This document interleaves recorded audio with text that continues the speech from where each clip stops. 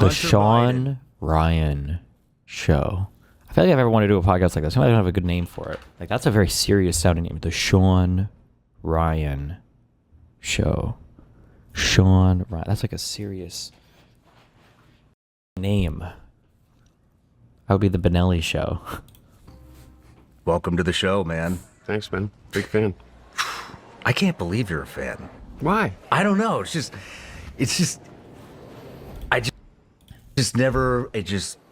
it's wild to me that you're a fan. Yeah, man. I'm finding, so I mean, I pretty much interviewed almost everybody that's on the Trump admin now. Yeah. And that kind Wait, is this guy related to Tim Pool? of, I think people maybe, I don't know, people got maybe the wrong impression of me that I agree with everything that side of the aisle says, and I don't. But you know, we did. Yeah, I'm gonna get you in trouble. I got the exact opposite impression. Right on. Yeah. But yeah, I don't know. There's just some, you know who else? Elizabeth Warren's team listens to my show a lot. That really, really surprised me. Okay, so here's why. Is that you're a great listener. Oh. And I think that the authentic way in which you listen and respond leads me to believe that His chat was roasting the fuck out of him for having Hunter on? Really? like you're open to information, and you're not judging it as it's coming over the transom, unless it's just fucking outrageous, you know, or somebody's being hateful or Wait, I'm sorry. Random quick meme. Actually, never mind. Okay. or lying or insincere.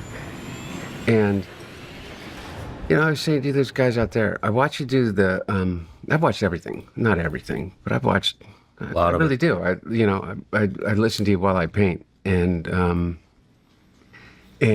cock tease? No, it was one of the most freeing things, I think, if you do. I don't know anything about video or photography, okay, so take everything with a grain of salt. But realizing that you don't have to shoot, this is a painful thing, and then you realize that you're like, holy fuck, I'm so free. Realizing that you don't have to shoot at 0 to 400 ISO, and that you don't have to have your f-stop at 1.8, and that you don't have to have your white balance at default for every single fucking thing you do. It's a very freeing feeling. But that's just a random thing I realized, especially on my last shoot, but don't worry. Okay, anyway. the thing that always comes across to me with you is that fundamentally you have like a core set of beliefs, of values, and they're the same values I have. I mean, and maybe that's a shock or a surprise, but you know, I was saying to you guys out there, like, we all think that, you know, if you're a Republican... Never heard of this guy before? Is he a podcast guy or something? Yeah, he's a podcast guy. I think he's like a little bit... Well, no, I shouldn't say a little bit better than Joe Rogan. Joe Rogan is a very, very, very stupid, bad person. That's a bad comparison. He's like okay, but he's still like solidly, generally in like that centristy camp of like, gives way too much leeway to the Trump admin people or whatever, but... I don't know if he's as ideologically bought in as the other guys. I haven't seen as much stuff from him, though, so it's hard to say. or Democrat, you know, that Thank you, Fight Milk One, for all the gifted subs. we got nothing in common. But I will tell you what I was raised, what I try to, you know, I mean, obviously I try and I've failed in many respects. And failed in my addiction, and sometimes fail in my sobriety, in being the man that I aspire to be. But I care about my family. I care about my friends. I care about my community. I care about my country, and I care about my faith. And I'm, you know, maybe being presumptuous. I think that's what you care about. And I That's don't what mean I that care as like about. some saccharine bullshit, but our prescription of how to make all those things better may be different. You know? And those are the things that we used to argue about. Yeah. I'd grown up, the majority of my friends were all Republicans, you know. I aspired, my heroes were you guys, you know. The people that served, like my brother, like you, and so, anyway, my point is, I don't think, I don't know why you'd be shocked, other than by the impression that's been left about me. I don't know. I think I'm shocked because I'm dealing with this shit, man. You grew up in this, in politics, and I didn't grow up in this though, Shawn. yeah, that's true. I mean, I guess what I'm getting at is it's just, man, it's so fucking politicized now. And so you think that the Republican Democrat, which I don't even fucking know what it means to be a Republican anymore, to be honest with you. I think everything's just so far off base now that I don't even know. I have conservative values, and that's all I can say anymore. But it's just become so divisive that it appears that the decision has already been made for you, to most people, on who you can associate with, who you can watch, who you can take information from, and who you can't. And while I don't. And somebody in chat said these conversations are really important, heal political divide, blah, blah, blah, blah. I hope that at some point, I don't know if it's possible, but like there needs to be a bigger reward for calling things correctly, and there needs to be a bigger punishment, accountability, a reckoning. I don't know what you say. Make that sound not violent, for being so fucking wrong when the answer is so fucking obvious. Like, I'm so sorry. These conversations are good, and I guess I'm assuming it'll be good, and I'm sure it'll be a net good by the end. I'm like, okay, well, cool that he did this podcast. But like, I'm sorry, you get zero credit for looking now and saying how fucked the current admin is. The writing was on the wall, okay? It's like watching like a tied up woman and a dick moving at 1 mile per hour over days and days and days, and you're like, I don't think it's that bad, I don't think it's that bad, I don't think it's that bad, I don't think it's that bad. And then by the time the dick is like halfway in the body, you're like, holy shit, I think this is rape. And everybody's like, my God, it's so nice that you've realized that, and it's so important that we finally have some honesty. And it's like, motherfucker, what? What?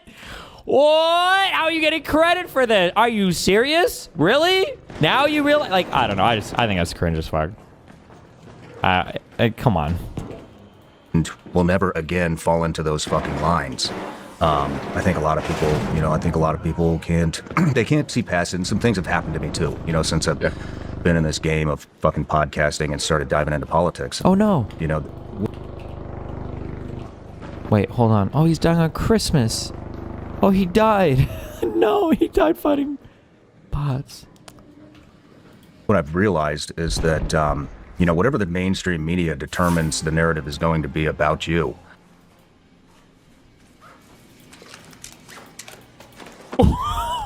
What the fuck?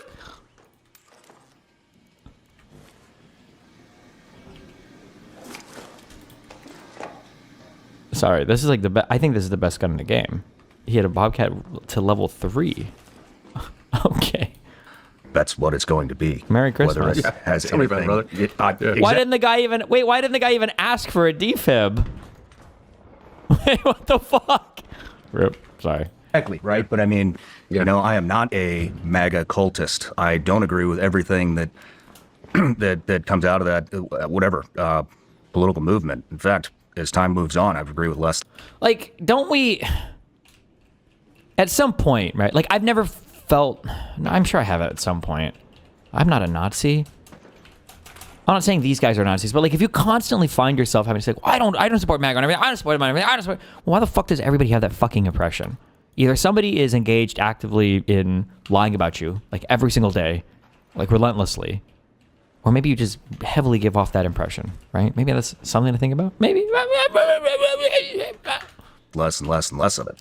But if you look at the mainstream media, the first thing they put in front of my fucking name every single fucking time is MAGA influencer, MAGA podcaster, MAGA podcast, mega podcast. Like, didn't you literally start this show off saying you've interviewed almost every single person on Trump's cabinet? Like, I don't know. Why were any of them adversarial challenging? No, because they're all peaceful, happy, wonderful conversations. Caster Shawn Ryan. It's like, where do you come up with this shit? Yeah. But so, anyways. Well, maybe I why- missed some interviews. That's why. I start getting nervous. Yeah, I mean, I don't think you've missed much. No, I haven't. I've watched it. Wear my You know, heart look, on my sleeve. I have, I have serious disagreements with, with people that have been really, really, I think, objectively like cruel to me. Like Tucker's been objectively cruel to me, and I know that you're friends with Tucker. I used to know Tucker. I wasn't friends with Tucker. But I think that we're all, we should all have a common enemy. And the truth of the matter is, it's not any politician or federal Donald government Trump. worker. Just kidding. Who's benefiting right now? Who? Whether the Democrats are in control of Congress or whether the Republicans are, who ultimately seems to be benefiting? Well, I can tell you who's not benefiting. The American normal people. Yeah. Not regular guys, not the guys you served with, not the guys that I went to high school with, not the, nobody that I know. The people that are benefiting are the people that seem to always, some way, avoid the consequences and win. And that's, the 0.1%. And it's not even the 1% anymore. I mean, it's like literally and I'm not saying, all billionaires are evil. Hey, King. Yeah, but then it's also like, guys, at what point are we... I don't know why I'm even talking. I just don't understand how, like, all of these libertarian types, all these fucking retards are like, wait a second. Donald Trump, the billionaire that was at the Clinton weddings and the guy that has been, a piece of shit for his entire life and came out acting like a piece of shit is, like, a giant piece of shit? Like, what the fuck? How did this guy hoodwink us? Like, it's so tiring. I'm not saying that, I promise you. But I am saying that from my vantage point, we are all the victims of the algorithms that they have caged us in. Every one of us. And we are why are we all so mad at each other? Like, Ken, I don't understand. This politics never used to be like this. It didn't be like, I'll tell you why. Where's the phone? Like, pick up your phone, man. And then people are insane. Like, I'm sorry. Fuck. I'm sorry. I'll stop. Like, these guys, like, talk about the evil billionaires and all this shit. Who are the billionaires that these people, like, attack the most? It's like George Soros and fucking Bill Gates. Like, do you guys really care? Not Hunter in particular, but like all the other ones. Like, do you guys really care about the quote-unquote evil billionaires, or is this just another battlefield for your ideology to war across? Incentivized. People that we used to trust are incredibly incentivized in a very perverse way to make me hate you, to label you, Shawn.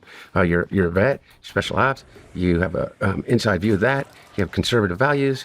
And so therefore, at one point or another, you supported, some of the things that Donald Trump was saying and the people that surrounded him. And so therefore, you know what you are? You're my fucking enemy. You're my enemy. I shouldn't be sitting here. Yeah. You know what I mean? The one thing I've come to the conclusion of, because my own experience, it's such a bunch of bullshit. Such a bunch of bullshit. I wish people would just wake up. I know, man. Wake up, man. Remember your neighbor.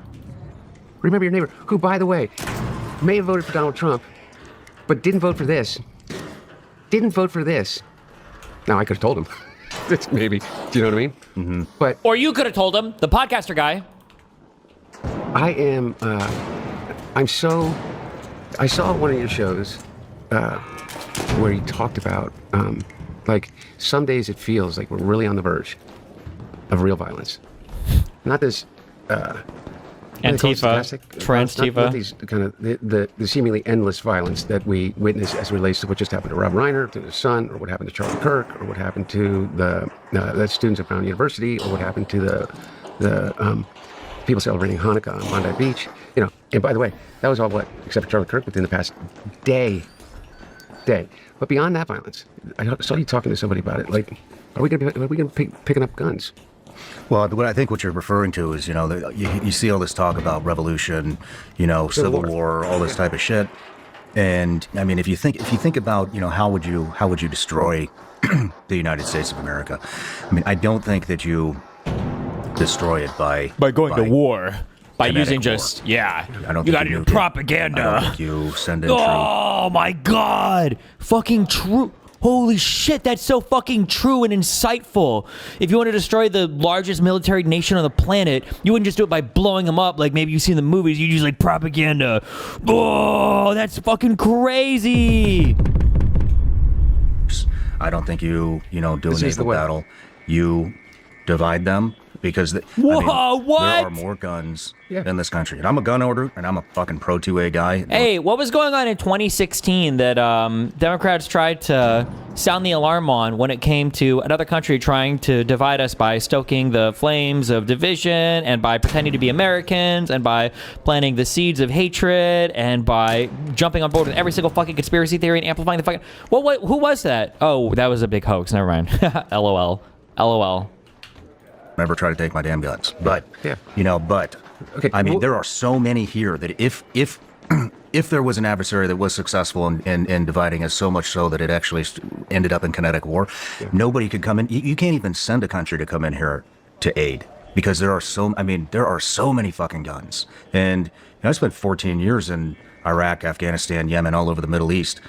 They don't have half the damn guns that we have in this country. And that place is, there are places there that you're fucking dead if you go outside. And maybe you're dead if you don't go outside. Yeah. And this here You're just dying all would over the be place. way worse. Oh, 100%. Way worse than that.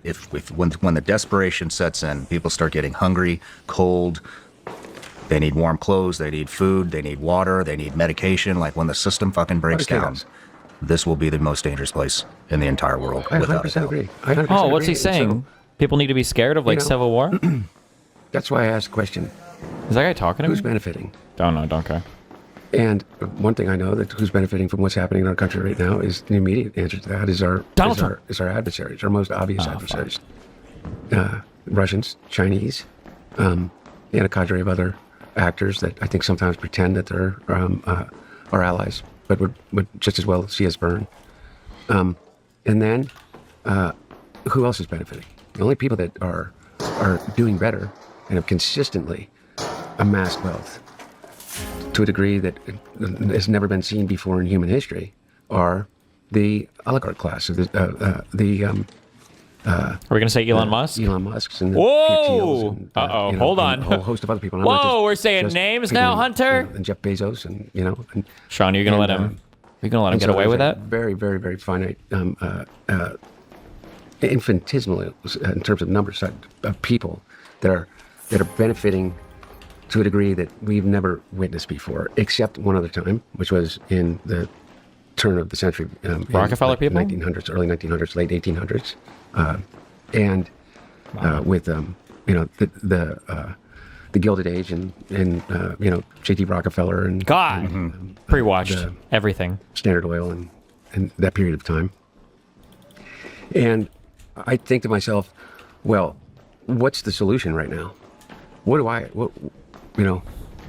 think first thing is the realization that, there's no savior coming. There's no Christ character of some political bent that is going to come. Wow. Fix everything. Anti-Jesus? And going to allow people to begin to talk to each other across the fence and across the dinner table in any near future we have.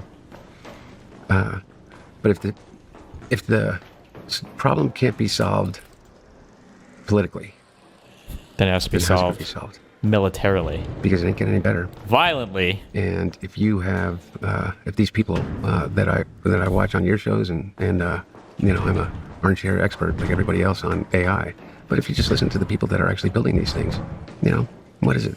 They think that there's a 20 to 30% chance that super intelligence could cause a mass extinction event, and they think that I love Hunter, but can we AGI in the next 3 1.25? years, It already is and 1.25. that AGI basically means that we're going to have anywhere from 70 to 90% unemployment, and True. and so at a time in which we're, as a human race, making an evolutionary step that is never that supersedes every other evolutionary step that's ever occurred before, what is the most important thing that we can have? Leadership. And what do we have? We have Yo, utter and complete mama. chaos right now, and at least from my perspective, And I don't, like, so I think, well, what can we do? I listen to you. I listen to you talk to people that I don't necessarily in any obvious way agree with. Some, by the way, who have been really cruel to me personally. But I listen and try to figure out, is there any way that we can see eye to eye? Because we all need to wake up, man. Because what's the alternative? What's the alternative other than the dystopic vision that you just talked about? Well, I think the unfortunate thing, Hunter, is a lot of people are hoping for that to happen, but they've never lived in that. So they don't know really what that's going to be like. And I don't even know what the fuck that's going to be. There's a lot of tough guys out there. But, a lot of tough guys that Oh, hey. It's almost like people need to be afraid of, like, civil war and shit, because it's not a good thing. think that they, they think that because they own some of the guns that you've shot in places where they will never have been, including myself. Like, let me give you an example. And I know that we're not like, the one thing I promised myself that I wouldn't do is like, I think people are so sick. Like, who gives a shit what Hunter Biden thinks about politics right now? But I can tell you just from I can only talk about it from my personal experience and being witness to it in a very intimate way, and being a victim of it in some ways, and not a victim of it. That's a pretty lame way to say it. Being trapped by it, caged by it in many ways, not by any choice of my own. The president just put out that tweet, okay, with the whatever they call it, about Rob Reiner, okay? And there's somebody trying to break down the... Hello? What's going on over there? I don't know what the fuck that was. They're storming the gates. They know I'm in here. They're going to rip you off air. Yeah. Well, anyway, the president put out that True Social thing. And everybody's like, God, it's just horrible taste, and it's beneath the president. He basically blaming Rob Reiner's murder and his wife Michelle's murder on the fact that he is of Trump derangement syndrome. Everybody says that, just like, has he lost his mind? Does he have, dementia and this and that? And, I think he knows exactly what he's doing. And what he's doing is this, what he's always done, is he's giving people a permission structure. Rob Reiner died violently because he opposed me. And I wish his family well, rest in peace. That's what he's saying. And in so doing, I think what he's basically saying is, you know what? Like, stand in my way, and this is what happens. And so 90% of people, I really believe 90% of people, even the supporters, 90% of the supporters goes like, oh, why did you say that? That's so cruel. True. 10%, what they hear is he got what he deserved. And I see him do that over and over again. And it really worries me. And by the way, I'm not saying that there aren't people on the left that do the same goddamn thing. And it is... Don't both sides of Hunter. It turns my stomach then. Yeah, it really the difference is the president. President has a responsibility. I think the most important responsibility of a president is not the, other than, the question of, the deployment of force. Wait, how do I get in the that tone tube? He sets for the country. More than any law, more than anything. It's just the tone that he sets. I'm with you. I mean,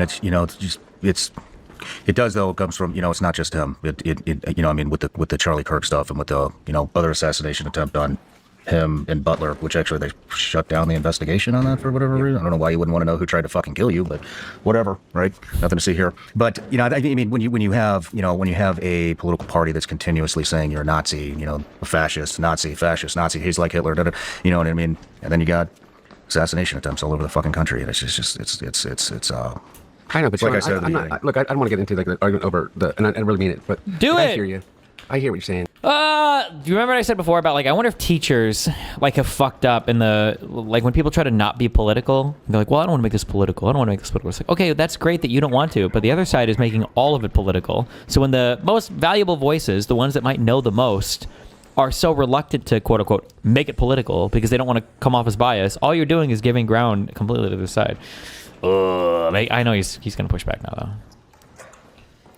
Hey, Raider.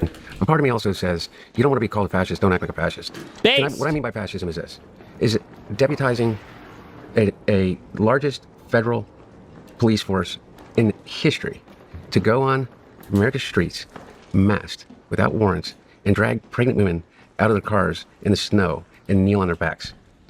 Of sending people... And... against the will of the states themselves. Not good. Not good. Not good. Not good. Not good. Not good. To prisons, death camps, in El Salvador with no due process. I promise you that I believe this with all my heart, is that you and I don't have any distance between us in what we think about immigrants and immigration. How many immigrants did you serve with? How many what? Immigrants did you serve with? Quite a few. Quite a few. Amazing people, right? How about in your personal life? How many people around here or that are in this community that you're in, or when you were growing up, that are from immigrants? By the way, some, that may have bent the rules to be able to get in here, and they shouldn't have, and they should probably leave if they did. But I don't think that we have any disagreement that one of the things that makes this country an incredible country is immigration. Brown immigrant. Just kidding. 30% of every new business in the United States Shawn's uncomfortable. is started by an immigrant. 35% of the Fortune 100 CEOs in the United States of America, top 100 companies in America, are immigrants. I did not know that. Yeah. You know, I don't think, I guess I shouldn't, I can't even fucking say I don't think anybody, for myself, you know, with the immigration thing, I think for me, The immigration thing. the issue with the immigration stuff is how it's prioritized. So I'll give you an example. Yeah. I know we need immigrants. I mean, we're building a studio, ice rolls through town. We couldn't get anybody to fucking work to finish building this out. And this is about 3 months old. But point being, I mean, we have to have them. You know, we have to have them. They are the the worker base now. It just is also what the the fuck engine it to is. our economy. But what I will say is when it comes to the prioritization, the stuff that I'm talking about, I mean, I think for me specifically, I got no problem with immigration, and I think what's going on right now is also a fucking disaster. I think that before we go in and deport every single person that's come here, I think we need to fix the system. This system on how you get in. It's fucked up. People can't get in. Good people can't get in.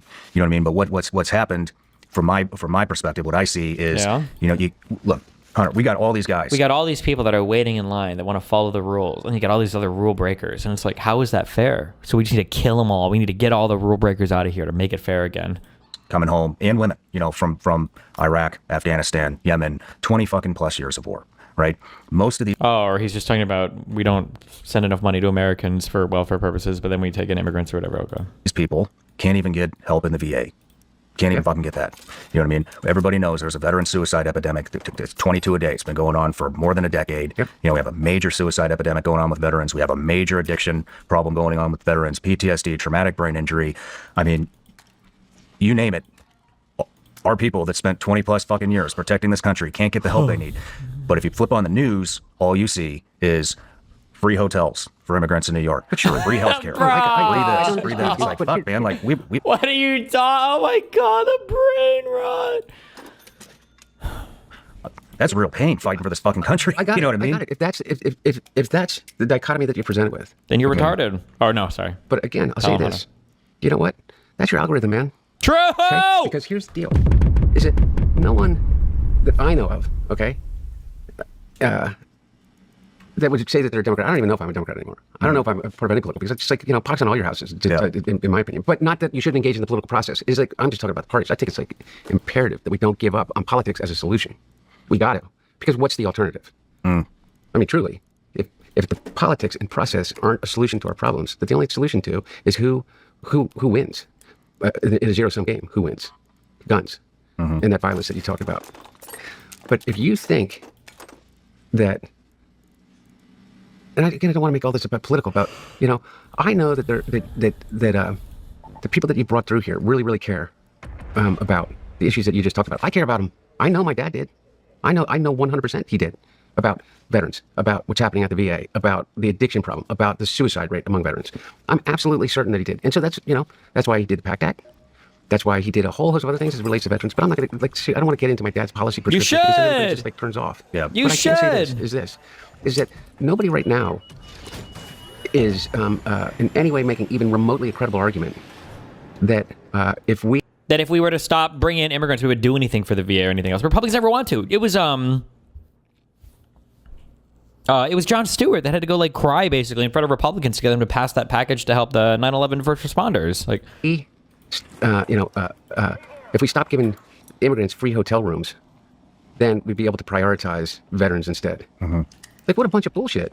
Like, of course that's what you prioritize. Yeah. Of course that's what you do. And not only that, is that, okay, let's agree with this. The system is fucking broken. Completely broken. So let's get together and do bipartisan legislation as it relates to it. And let's get the most conservative senator in the United States, one of the most conservative senators in the United States Senate, to come up with a plan that his caucus will accept and that he can sell to the Democrats. And let's create a piece of legislation that a sitting president will sign into law that will at least begin to address some of these problems, some of the inequities on both sides that are occurring. And what do we do? Not Jay that. Leno did that. Republican Party in the United States Senate did that. They got an agreement with the Republicans in Congress and the House side that they would vote for legislation. And then Donald Trump stepped in 6 months before the election and told them that he was going to primary every single one of them that voted for that. Because we're addicted to the problem. No comment. Notice how this is going to happen. It's already happened a little bit, but notice how this thing will happen where, oh God. I always bring up examples on both sides because I hate it when people do this. Because they'll do this to me when I'm on podcasts. People be like, I just think it's terrible that sometimes Democrats even will overfixate on, say, like trans issues. Or rather, I'll say, like, I think that Republicans are too focused sometimes on being combative on, like stupid culture war stuff or being disgusting on social media. And the other guy will be like, And they're like, yeah, and sometimes Democrats can, maybe they defend culture issues that they shouldn't sometimes, like, some of the trans stuff. Yes, true, yes, they do that so much. You get this thing where every time you bring up an example from, like, the conservative side, the person just kind of, like, sits there, I won't say seething, but they'll be like, And then as soon as you bring up something from their political, they're like, oh, fucking A, man, yes, now you're speaking my language. God, it triggers fucking me. And the people, when you say you turn on the TV, and what you see is a sea of disinformation, some of it real, about the bullshit, over abundance of resources that immigrants are taking out of the United States. And what do I see when I turn on my TV or open up my phone? I see the exact opposite. And so we're both addicted to the problem, and nobody's talking about the solution. And there's not somebody in politics right now. Oh, it's just my social media algorithms. I think there are. So you're saying immigrants aren't fucking Satan spawn? Seriously? Somebody to come in and save us. I don't either. I'll be honest with you. I fucking have given up. Yeah. Like I But here's my problem. My problem is, and I guess this goes to the reason why when you said, like, you should think about that. You've given up. Now, I won't pretend to have watched all this guy's fucking episodes on shit. Was he a very critical of Donald Trump person when he was doing podcasts? Because to say you've given up, well, we just gave Donald Trump all the power in the world, right? Won the popular vote. He had all of his little dick sucks in Congress. He's got his dick sucks in the Supreme Court. He has everything he could have possibly ever wanted. And what the fuck has he done with it? What did he do with it? And now you've given up? You've tried nothing? And now you've given up? Like, Donald Trump didn't do fuck all. That's your problem. And you should have known it. Again, like, there are exceptions for people that voted for the first Trump, right? Okay, sure, Trump won. Maybe you think, even I was kind of wondering, I don't know, maybe he'll turn it on as his leadership switch and we'll see. But, like, for the second term, come on, bro. You're surprised that I listen. I'm surprised that, I'm not surprised. I understand where you're coming from on that. Don't you think I want to? Sorry? I said, don't you think I want to figure out a solution to the immigration issue? I think a lot of people do. Hey, let me ask you a question. Don't you think Gavin Newsom wants to figure out? No. I love that Hunter is bringing up solid examples from both sides, but he's bringing up examples on the conservative side. I like that he's pushing a little bit more into, like, the political figures. He does bring up his dad, and he acknowledges that, like, yeah, it's cringe, I guess, because you guys are all fucking MAGA dicks. He doesn't say that, but, like, it's more or less he's hinting at that, right? This room sucks also, by the way. Even though it's a pinky card room, don't ever fucking come to this dog shit archives place. But yeah, I like that he's pushing this guy a little bit to have more concrete answers at least. Assume that anybody that's running for president, if they could fix the immigration issue, would try to fix the immigration issue. Right? Because we need immigration. Oh, but he doesn't even fucking engage. His eyes are glazed over as he sits there quietly fucking stewing. Fucking loser. Sorry. We need a vibrant immigration. But we don't want immigrants that are coming here illegally, draining us of resources, and also and being prioritized above people that are actual literal heroes that are coming home, or that are still recovering from 20 years of endless war, or anybody else in our society, right? But everybody's talking past each other. Hey everybody, I want to talk to you about Rocket Money. Managing your finances takes time. SRS. Rocketmoney.com/SRS. I mean, when you talk about nobody's coming to save us, there is no Christ-like figure coming, but then you also say we can't totally abandon politics as a way to fix the problem. I think that's what you said. Yeah, I know. I realize that it is a oxymoronical, I guess, right? So but I'm trying to figure it out. The only thing that I can think of is conversations like this, and not that I'm in any way important, but I really, really think that some people that have skin in the game, whether by any virtue of what they're doing in terms of their professional life or their political aspirations, or that have been thrust into it, whether they chose to or not, me, have an obligation to say, I find that I have more in common. I'm positive that I have more in common with Shawn Ryan, who's considered by whoever incorrectly as a MAGA influencer than I do, than I don't have in common with him. Well, I appreciate that. Thank you. I think that... I think I just fucked you over. I think there's a chance on the edit that you're going to want to take that part out. But no, but I'm being serious. Is it? I think we all have a lot more in common with each other than we don't. Yeah. And so I'm 100% with you on that. And, Wow. But, you got to have a conversation to find out the answer. And people aren't doing that. So No. What is this visceral reaction to politics? It is used as a pejorative by retards at this point. Because, like, people like to think that politics is what you do when you're being, like, a partisan loser hack. But, like, when you're an enlightened God who just sees above it all, you're like, huh, that's just politics. But I know the right answer. Like, politics has this built-in, this baked-in normative assumption of being, like, a biased dipshit. Like, oh, that's political. But let me tell you the objective truth. And it's just like... Yeah, it's just cringe and stupid. I blame a lot of the finance, crypto, tech bro people for coming into this because they think they can like punch, a few keys into a fucking keyboard. All of a sudden they're the masters of politics, and that hard science, like software engineering, are like the only things that matter. And gay, weak, brittle things like politics and philosophy are for retards. And so if I can make a computer program, if I can make a robot that can jerk me off at 450,000 miles per hour, then I can definitely be Mark Andreessen and use my cone-headed fucking cranium to fucking solve every political problem in the United States. It's cringe. I blame them for it. Like they too many people have come into this arena of politics thinking that there's like easy solutions for it, and then thinking that like being political is bad because it's partisan and cringe, and they can just have the objective answers, not realizing that they themselves are obviously some of the most politically partisan, biased people in the fucking universe. But, well, Hunter, I want to do a life expose on you, and starting from birth all the way to now. And obviously there'll be some tough questions, but I think we will hit every array of emotions out there. I think we'll get some laughs. True. I think Doge was the ultimate check on the crypto tech bro dipshit minded way of approaching politics. Like, oh, well, Elon Musk is the master of all things having to do with literally everything in the universe, so he should be able to audit the entire budget of the fucking government in 2 fucking seconds and be able to figure out every fucking thing. Which is funny because, like, if you know anything about anything relating to running businesses, or even if you know anything about, well, I guess Elon proved he didn't know anything about software either. It's like, it's the equivalent of, like, hiring a team of, I don't even know, like construction workers and being like, we've hired these 20 people to go through Microsoft's entire code base, and they're going to clean up all of the bugs and errors and refactor everything in about 2 months. Like, easy. There's 20 of them. No problem. It is like, there's like such on its face, it's such an obviously fucking retard. Even like you just saying that illustrates so many levels of stupidity where it's like, wait, what? Like, you can't even engage with it. It's like, oh, so Elon Musk is going to go through the entirety of all of the government budget on every single thing for every single agency for every single program and cut all of the wasteful spending that he has no idea how to determine, and he's not going to rely on any former OIG reports, and he's going to bring in outsiders to do it, and he's going to accomplish all of this in a few months and even in 4 years. Like, it's just like, it's on its face. It's such a deep, it's just one of those things where, like, when somebody says it, you would just instantly think this person is retarded. You would just instantaneously think that. Like, somebody's like giving you lifting advice, and it's like, well, why should I listen to you? And it's like, oh, well, I used to bench 2,000 pounds in college. And it's like, oh, you're a fucking retard. Why? Like it's not even a good lie. Like, the lie is so bad that stop. Like, the lie is so stupid. Even the lie illustrates like how little you know about what the fuck you're talking about. Some sadness, some happiness, some anger, and I think it's going to make a great interview. So once again, I just want to say thank you for coming.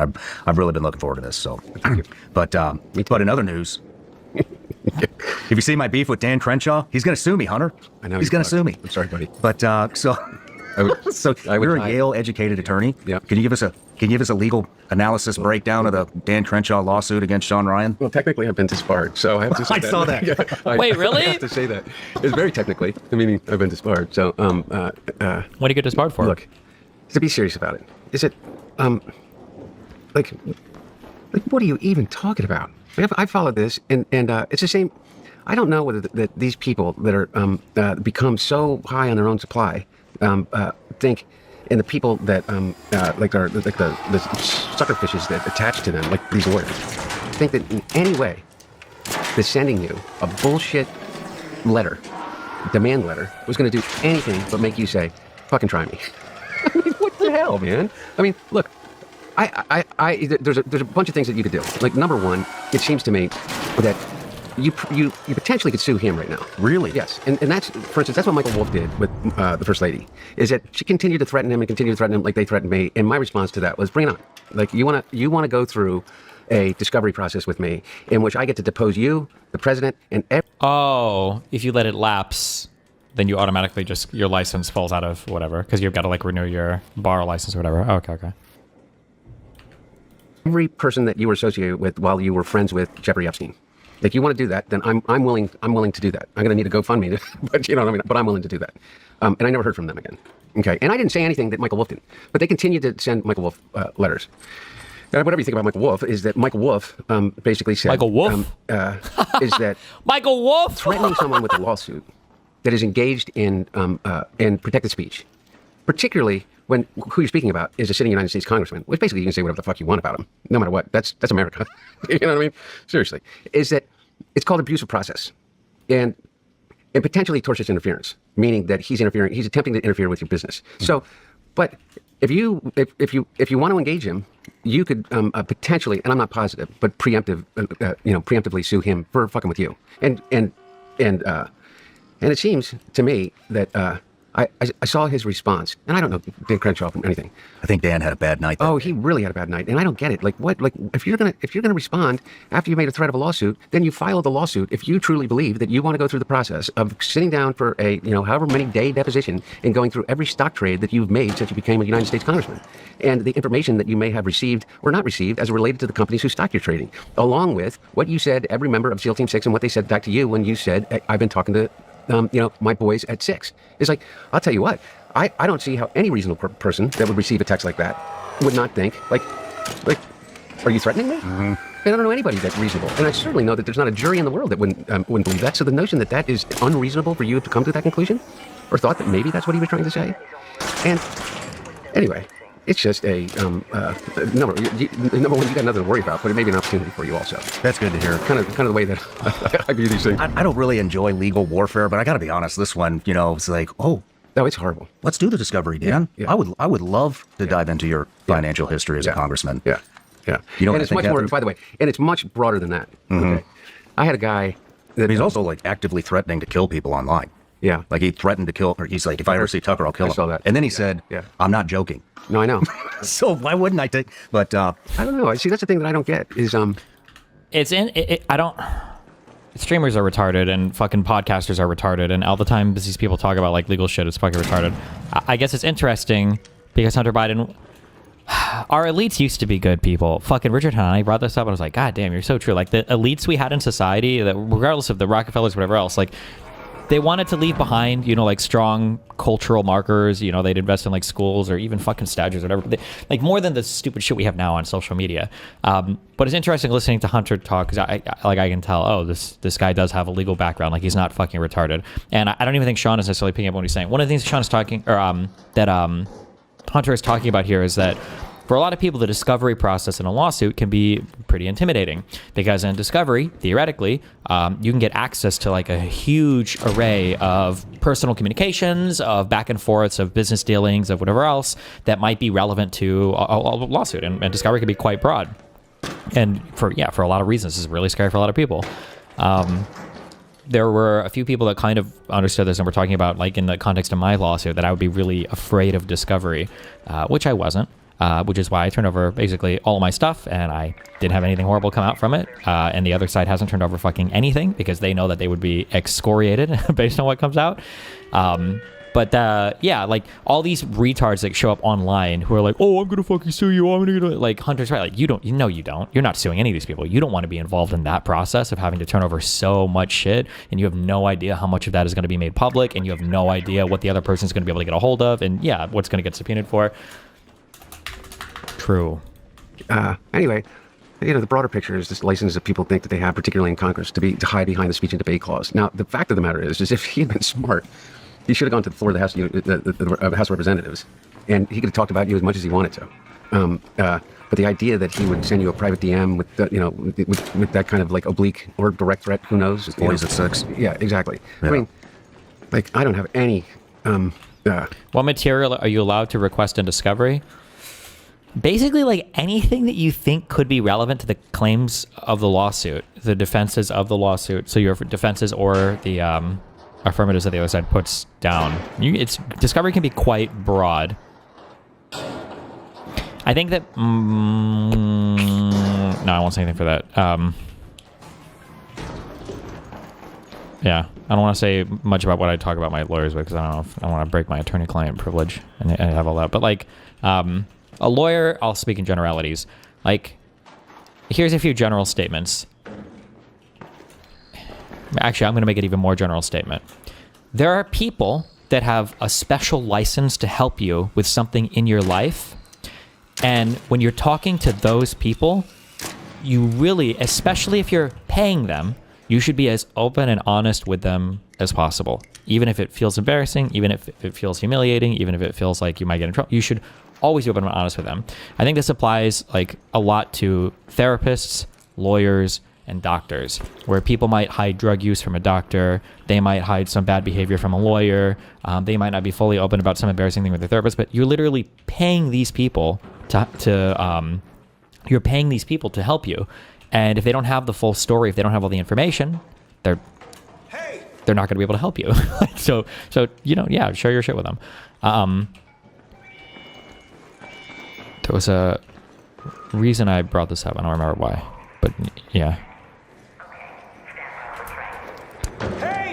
What a wonderful Christmas time.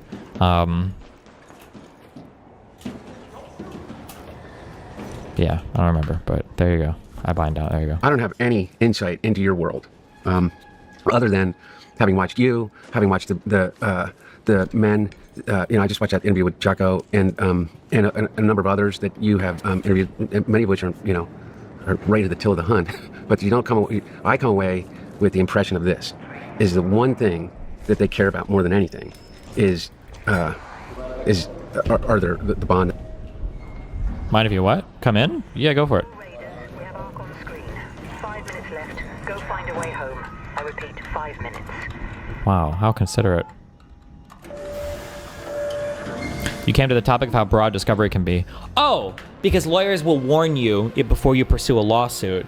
They'll warn you. They'll say like, hey, so just so you know, discovery can be a process. The other side is going to get access to a lot of your stuff. So if there's something that you're hiding from us, or if you're not completely forthcoming about, there's a good chance that it will come out in discovery. And, if you tell us everything right now, then we can help put together the strongest case to defend you and whatever thing. But if you're lying or if you're hiding stuff and it comes out in discovery, it puts all of us in a much worse position. Yeah. That they have that you guys have with each other, and like a code of loyalty. That means, and I can't imagine anyone would have been too impressed with somebody Merry Christmas, saying SFO. that, publicly or privately, to the member, and not just go like, "Well, that is really weak sauce, man." Weak sauce. And maybe I'm reading way too much into anything. I think. Are you familiar with Polymarket?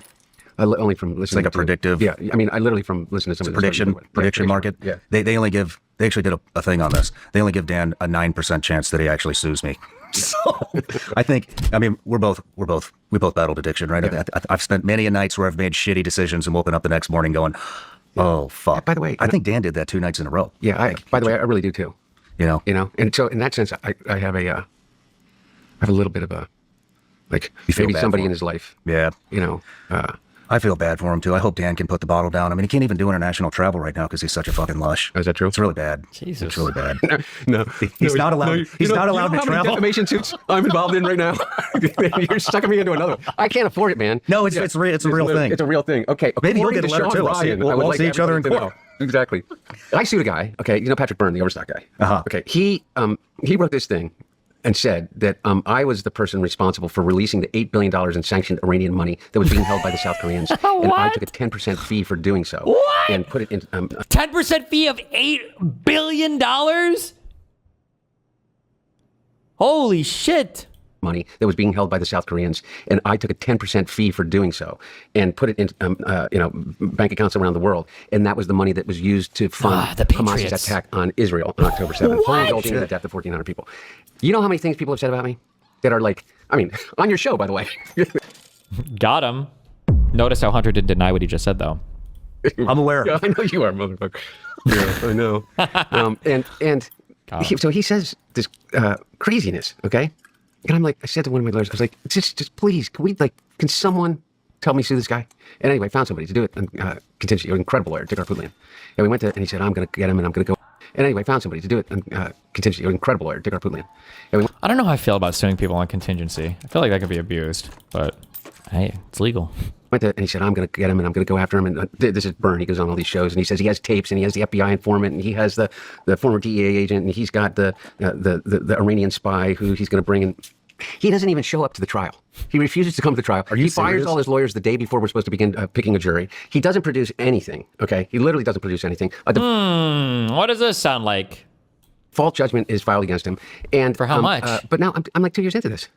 I mean, it's been since. Are you serious? 2 years into this, and we still don't have a full thing. And the court is going to decide about punitive damages. And so, in between the time he gets the default judgment, and the court is to decide, he goes back on Alex Jones and repeats the entire thing over. Are you serious? Over again. Yeah, they just do this stuff with impunity. But the whole reason I tell this story is this: is your instinct is right. It's awful.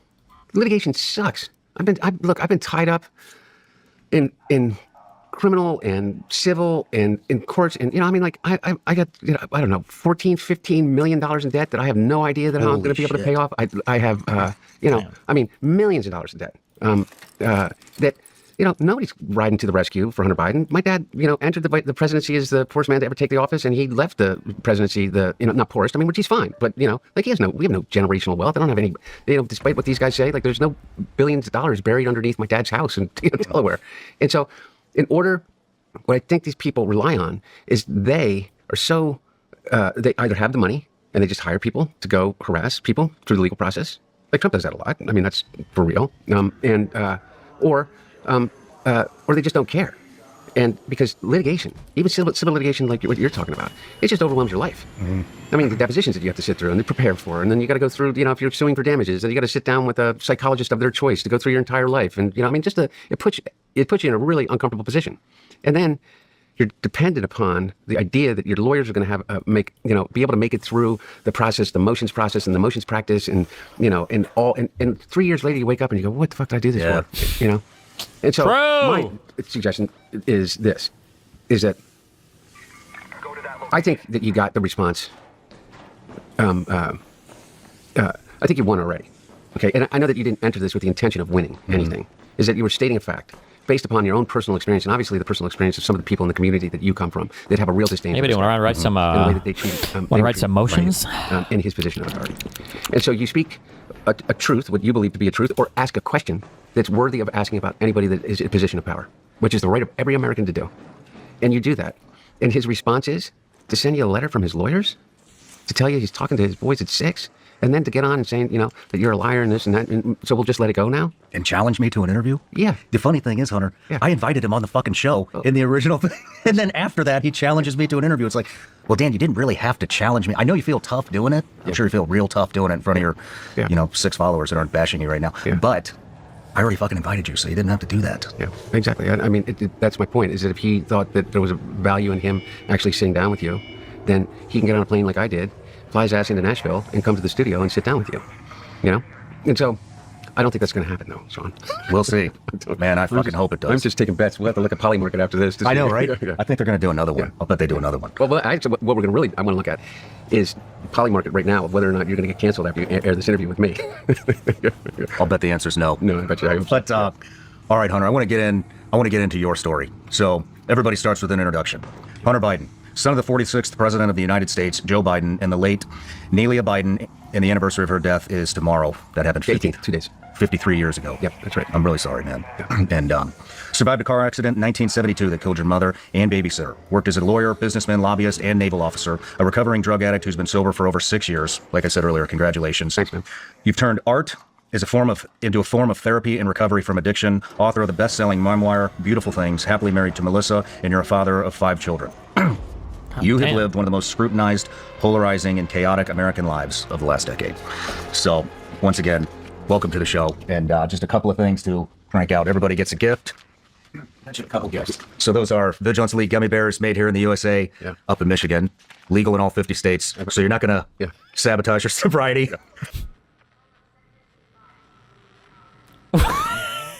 Wait, am I retarded? Is it?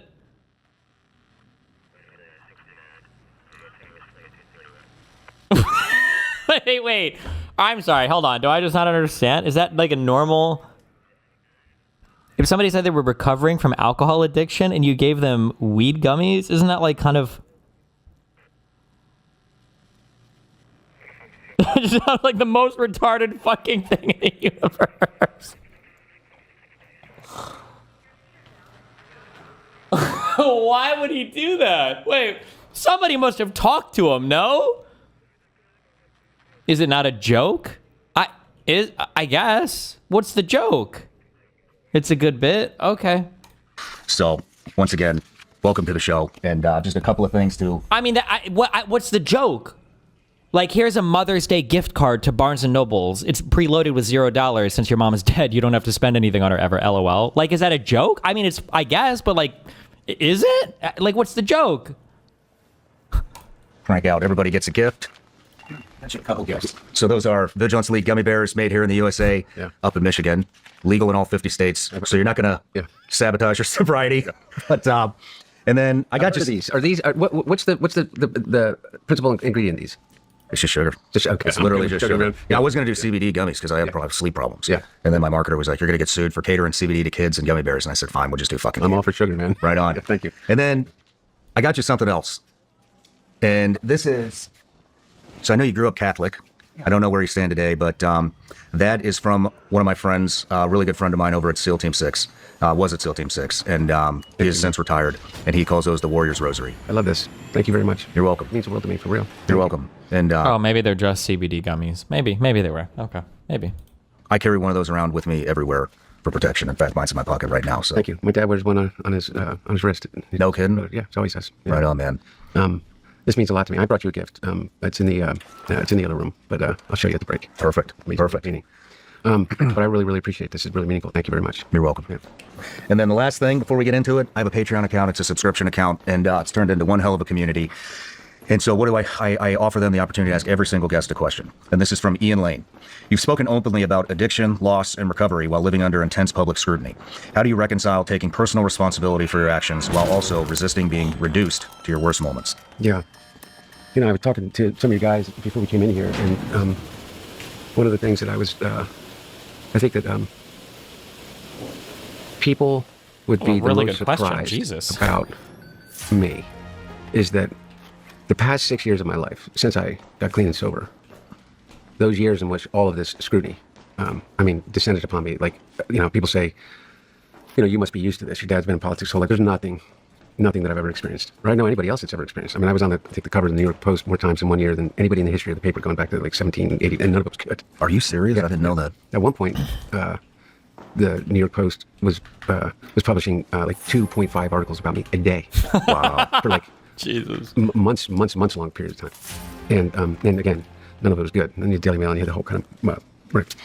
Anyway, my point being is that there's... When I do, I used to do more of it now, but not as much since I'm an outed rapist. But back when I used to talk to a lot more streamers, one of the most important parts of like doing interpersonal like streamer therapy is sanity checking people, because it really is an inhuman, insane world of like dealing with so much public backlash, and a lot of streamers have a lot of like public people have a really difficult time dealing with it, because all of the, I've said this before, all the conventional wisdom that you're kind of taught that you would learn in therapy or that you would hear from people trying to help you with stuff. Don't shoot. Yeah, obviously.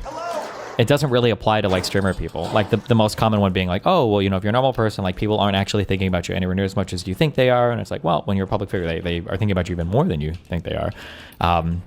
And then just like all the bad feelings that are entailed by that. Humans aren't like designed to go through so much public criticism and not internalize all of it, or to have so many people thinking negative things about you and not also like have that reflect on you. Because if you think about it, like to some extent, like your personal feelings about yourself are going to be reflective of what other people around you say or think, because I mean we're social creatures. It should be that way. Scrutiny, and then there's just like complete and utter, like, you know, living in a glass house naked, you know, with the lights on 24/7, and that's what it was like. And so it forced me to make a decision, particularly in early recovery, which was this: when I wake up in the morning, do I want to live or do I want to die? And when you choose to live, it's not that you realize you're making the choice not on your. So an old video of you pre-2016 election where you preferred Hillary Clinton to Donald Trump, but that it was close. What was the tipping point to make you go full anti-Trump the 2020 election? What was the full tipping point? I mean, I was still kind of populist-y. So like I think I was more pro-Bernie. And then also I just don't think anybody knew how like bad and retarded Trump would be. Like there were these flashes of showmanship, would you say, or gentlemanship? I don't know what you would say. I don't know what you would say. Where Donald Trump during the primary season looked like, okay, well, you know, he's bombastic, he's hyperbolic, he can be a little bit arrogant, but like, you know, this is all part of the show. And when it comes time to be a leader, he can be a leader. When he needs to do that, he can become what we need him to be. And so I think I was kind of hoping that after the election, it's like, oh, okay, well, we're going to see the same Trump that congratulated Cruz, you know, when he beat him in a primary in whatever, Texas, I don't know where the fuck it was, or where you know, when he's like congratulating other people who are outperforming him sometimes, like we'll see that Trump more after he's, you know, entered the office. And holy fucking Christ, did that never come? Did that never show up? Oh my God. Terms, on life's terms. I choose to live on life's terms. Whatever comes. Destiny, no one is thinking about you. Destiny, here's a 400-page snark thread on me, my dick, and my life story. I wish it was 400 pages. Isn't it like almost, I think it's almost 2,000 pages now, right? My way is I got to make a choice. Because when I say live or die, I mean this, is that I still am absolutely certain that if I touch a drink or a drug, I'm dead. It's a matter of life and death for me. Now, I think that you can relapse and people have been able to, but I don't think that I can. And so I was given that gift of utter, complete desperation to remain clean and sober. You've been through it, and that's a beautiful thing to have. And the other thing that it did for me is it forced me on a daily basis to realize how fucking lucky I am. You know, I don't know. I mean, I talk about it in my book, but I was making a decision on a daily basis to kill myself, but it was the coward's way. Oh, How would you have done it? Well, drinking and drugging yeah. to the degree that I was drinking a handle of vodka a day. Mm-hmm. I mean, which is worse than, you know, the amount of crack that I was smoking. The problem with the crack is the positions that you put you in order to get it. That was the most dangerous part about the crack. The most dangerous part to my physical body was the alcohol, easily, yeah. By far and away, in terms of the way in which it impacts every organ in your body. You know, it's the only drug that you can die from other than benzos or withdrawing from.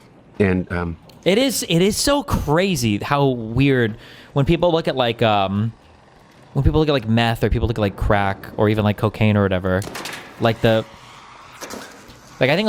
like crack cocaine or methamphetamine abuse, especially over the long term, like it puts you in a lot of bad positions because you're doing a lot of crazy things to like get the drugs. And if you get bad drugs, if for whatever reason they're laced with something, or cut with some bullshit or whatever, you know, like maybe you die. But like alcohol will just like straight fucking kill you at times. Or, you know, like if you try to quit cold turkey, depending on how addicted you are, your body will just die as part of the withdrawal. Like you don't die from heroin withdrawal. It's not possible. It'll be an excruciating, agonizing experience, but it won't kill you. But alcohol withdrawal can just straight fucking kill you. You can die. But alcohol is just fully fucking, you can go to a restaurant with children around you that are just chilling and watching, and you can just get fucking wasted. That's just crazy to me. You motherfucker.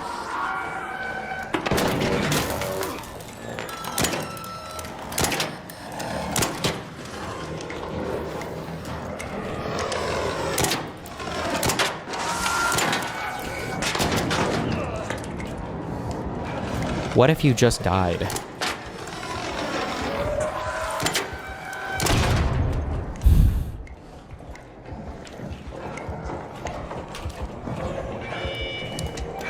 Just my life flashing before my eyes, no worries.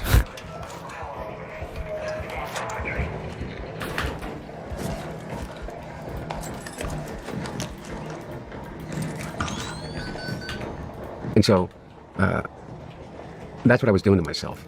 And when I got,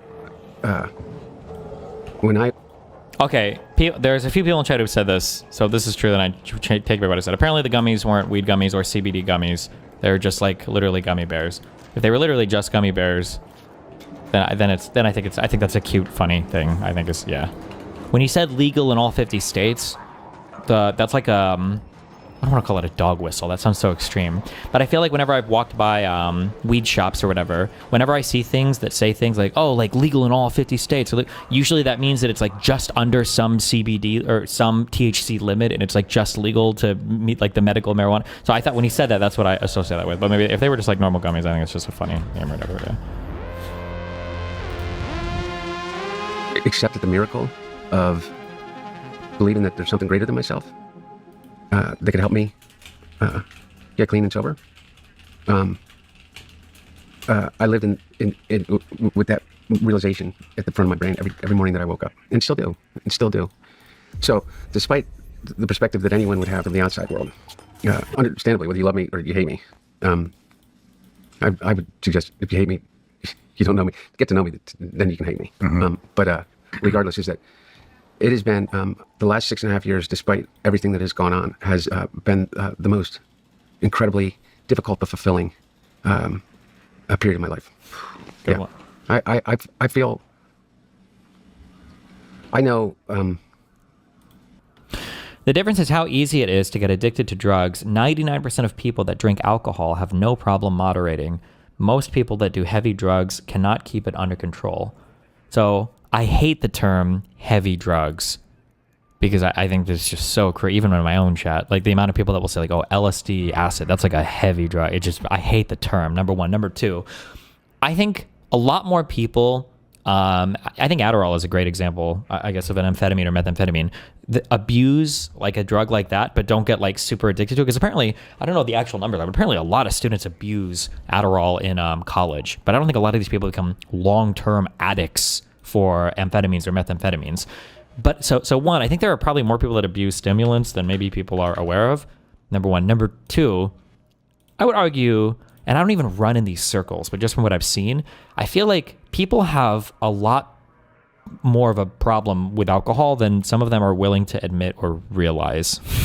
I think, like, if you're going out every weekend and you're getting shit-faced, like 2 nights a week or something, like you have a problem. There's an issue here. Or for people that feel like there's something to be said for having a glass of wine or two on a first date or whatever.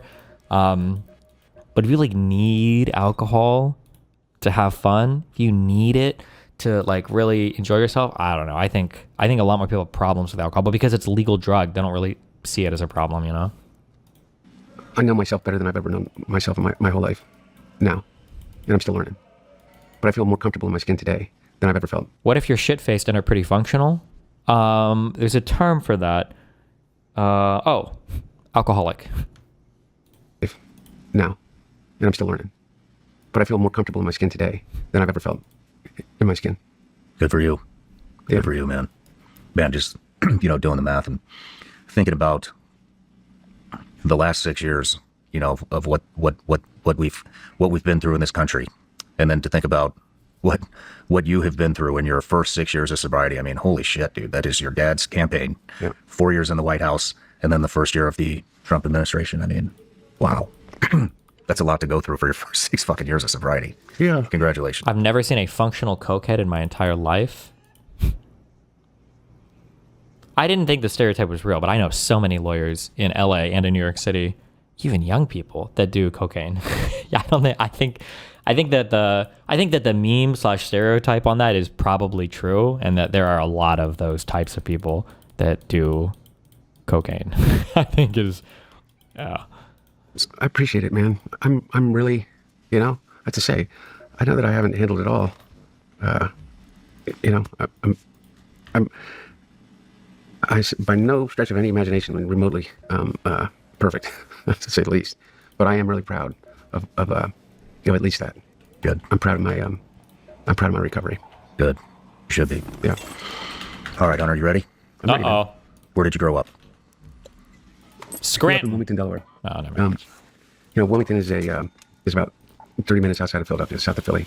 And Delaware is, as everybody knows, a really small state. And when my dad was 29 years old, he ran against a 3-term incumbent senator, a guy named Caleb Boggs, who then became a friend of my dad's after. But, Kill Boggs. nobody thought that he would win. He was 29. He was too young to be sworn in when he was elected. And it was 1972, and he won by a few thousand votes. And he became the youngest ever elected member of the United States Senate that wasn't appointed, as they were before, like, 1935. And despite the fact that my dad was a United States Senator, Delaware was a really small state. And when my mom and my sister were killed in that accident, my brother and I were in the back seat. And it's amazing. I just got a letter from someone that said the woman, and I literally just got it. And when I just saw it for the first time on the plane. The woman, and I didn't even know this story, that was on, she was an off-duty nurse, and she drove by the scene in which we got struck by a tractor trailer that was coming down a hill on this like 4-lane road, or 2-lane road. And my mom pulled out into the intersection, I guess, and Bo and I were trapped in the car. And according to this note that I just got, everybody just thought that we were dead. And so we were in the car for an extended period of time. And the nurse came onto the scene. She just was passing by. And she's the one that reached in and gave us the first aid to save our lives. Whoa. And I never met her. Jeez. You just got a passed letter away. from her? I just got a letter from one of her family members saying that she just passed away and that she thought that I would want to know. Isn't that amazing? Wow. Yeah. It's amazing. And I only tell the stories that it was a really, really violent and horrific event. My brother ended up in the hospital. Well, both of us ended up in the hospital for an extended period of time. My biggest issue was I had serious brain trauma, and my brother was basically in a cast, a body cast for interactions for a long time. Shit. But the amazing part is that the Delaware is a small state. Wow, for Amoroni. Thank you for 40 gifted subs. Holy shit. I mean, the state adopted us. Really, like, I have more aunts and uncles that I grew up with. And in that respect, my dad came from a normal middle-class family, and he entered the United States Senate, a normal middle-class guy. And, he made a vow in 1972, because it was right prior to the beginning of Watergate, and he had the Spirit Wagon, and he made a pledge that he would never own a stock or a bond. And he hasn't, other than through whatever retirement account that he has with the United States government. Wow. And he's just goddamn money. Because I have. Like the difference in background between like the Bidens versus like the fucking Trumps on the conservative. It's just so crazy how many MAGA retards got hoodwinked into this. Trump is the everyman. Oh God, it's so fucking cringe. I have some legal bills that I could use some of this stocks in a bond.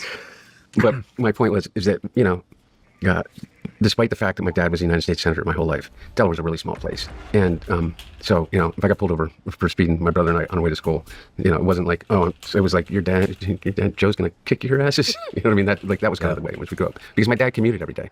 He decided that my aunt moved into the house with my uncle. My uncle built an apartment above the little garage that we had, and he moved in for a period of time. And we spent almost every other day, at least, with my grandparents.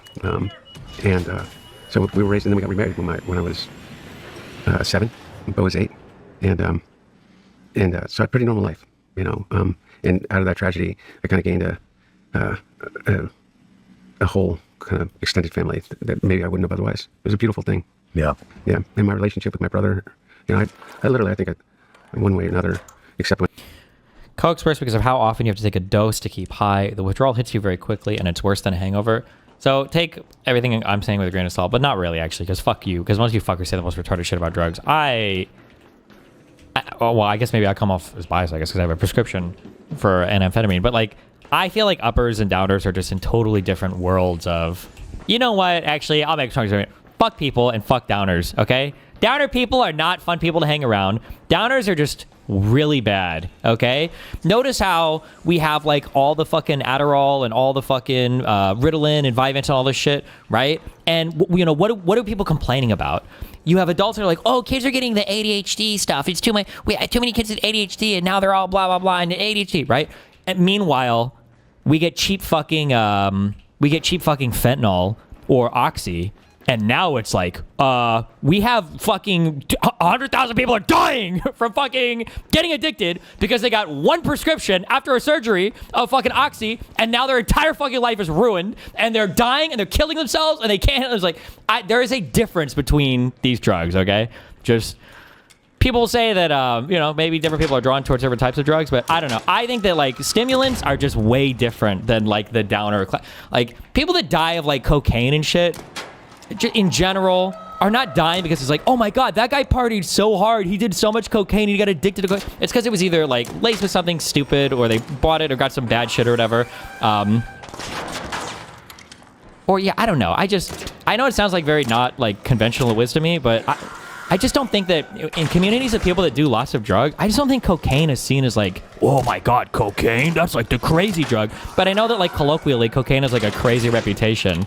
But meanwhile, like painkillers are literally like destroying so many people's lives in the United States. It is what it is. He was in Iraq for a year. I talked to him, my brother, at least once a day.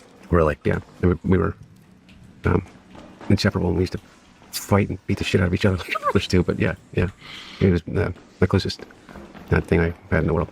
What kind of stuff were you into as a kid? Sports. Sports? Yeah. What kind of sports? Yeah. I played football, but when I was much younger, I played everything. But then in high school, football. Yeah. But we did everything. You know what I mean? We spent. How old are you?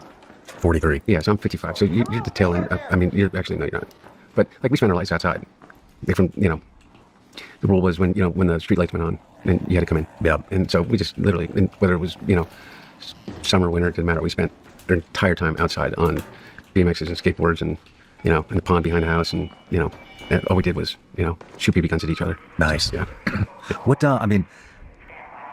what's it like growing up in politics and the political? Well, that's what I'm trying to say. Is that for us? I didn't grow up in DC. Yeah. My dad never had. I never experienced that DC insider, and that's maybe why I have such an amazing disdain for the people that continue to one of the things that you realize about DC and about being a United States senator, in Congress, is that there are a lot of people that give the true blood, sweat, and tears to become elected, but there's like a permanent power class in DC. And I'm not talking about like some shadow government, they're identifiable people. They go from administration to administration. They go from working for one think tank to another. And my dad was never a part of that. He he came home every night. He famously hated to fundraise, and he didn't need to fundraise that much because we come from a state of just under 1 million people, and so. In many respects, a very, very normal life. I went to a little Quaker school, and then I went to St. Edmund's Academy, and I think I got more demerits than anyone in the history, according to somebody I just saw in the history of that school. And I went to the Catholic high school that my dad went to, and then I went to Georgetown. I worked for the Jesuit Volunteer Corps when I got out of school. It's like domestic Peace Corps. You know what I mean? But in terms of growing up in politics, the only thing that I can say is that we had an incredible. We had a rule, which was it was based out of the accident. Is that Bo and I could go with my dad anywhere if we asked. And we also knew enough not to take advantage of it to the degree that it became like to get out of, the math test or something like that. But we did take advantage of it to the degree we went everywhere with my dad. That's really me, Bo, and my dad, like everywhere. And the rule was, you speak when you're spoken to.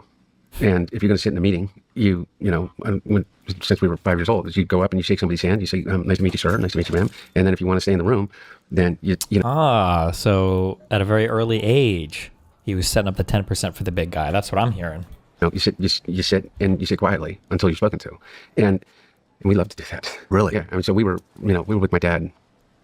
We went everywhere together, everywhere, and what a gift, and so we would go get on the train with him, and we'd go and sit in the cloakroom while he would go out and on the Senate floor. But then we would leave. So unlike other United States senators and their families or Congress people that move their families to D.C.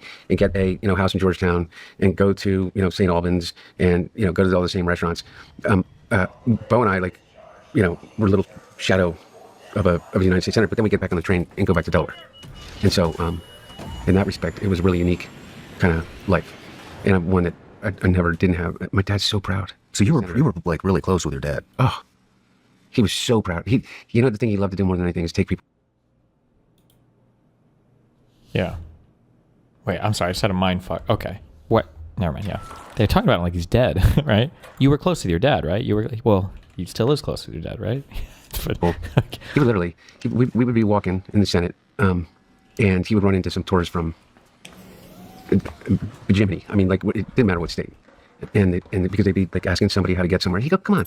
And he would take them, and he would take them to all these corners of the Capitol and show them like the chambers that nobody gets to go in. And if the Senate wasn't in session, he'd take them to the Senate floor and open other senators' desks for them. It'd just be some like Republican, tourist from Des Moines or.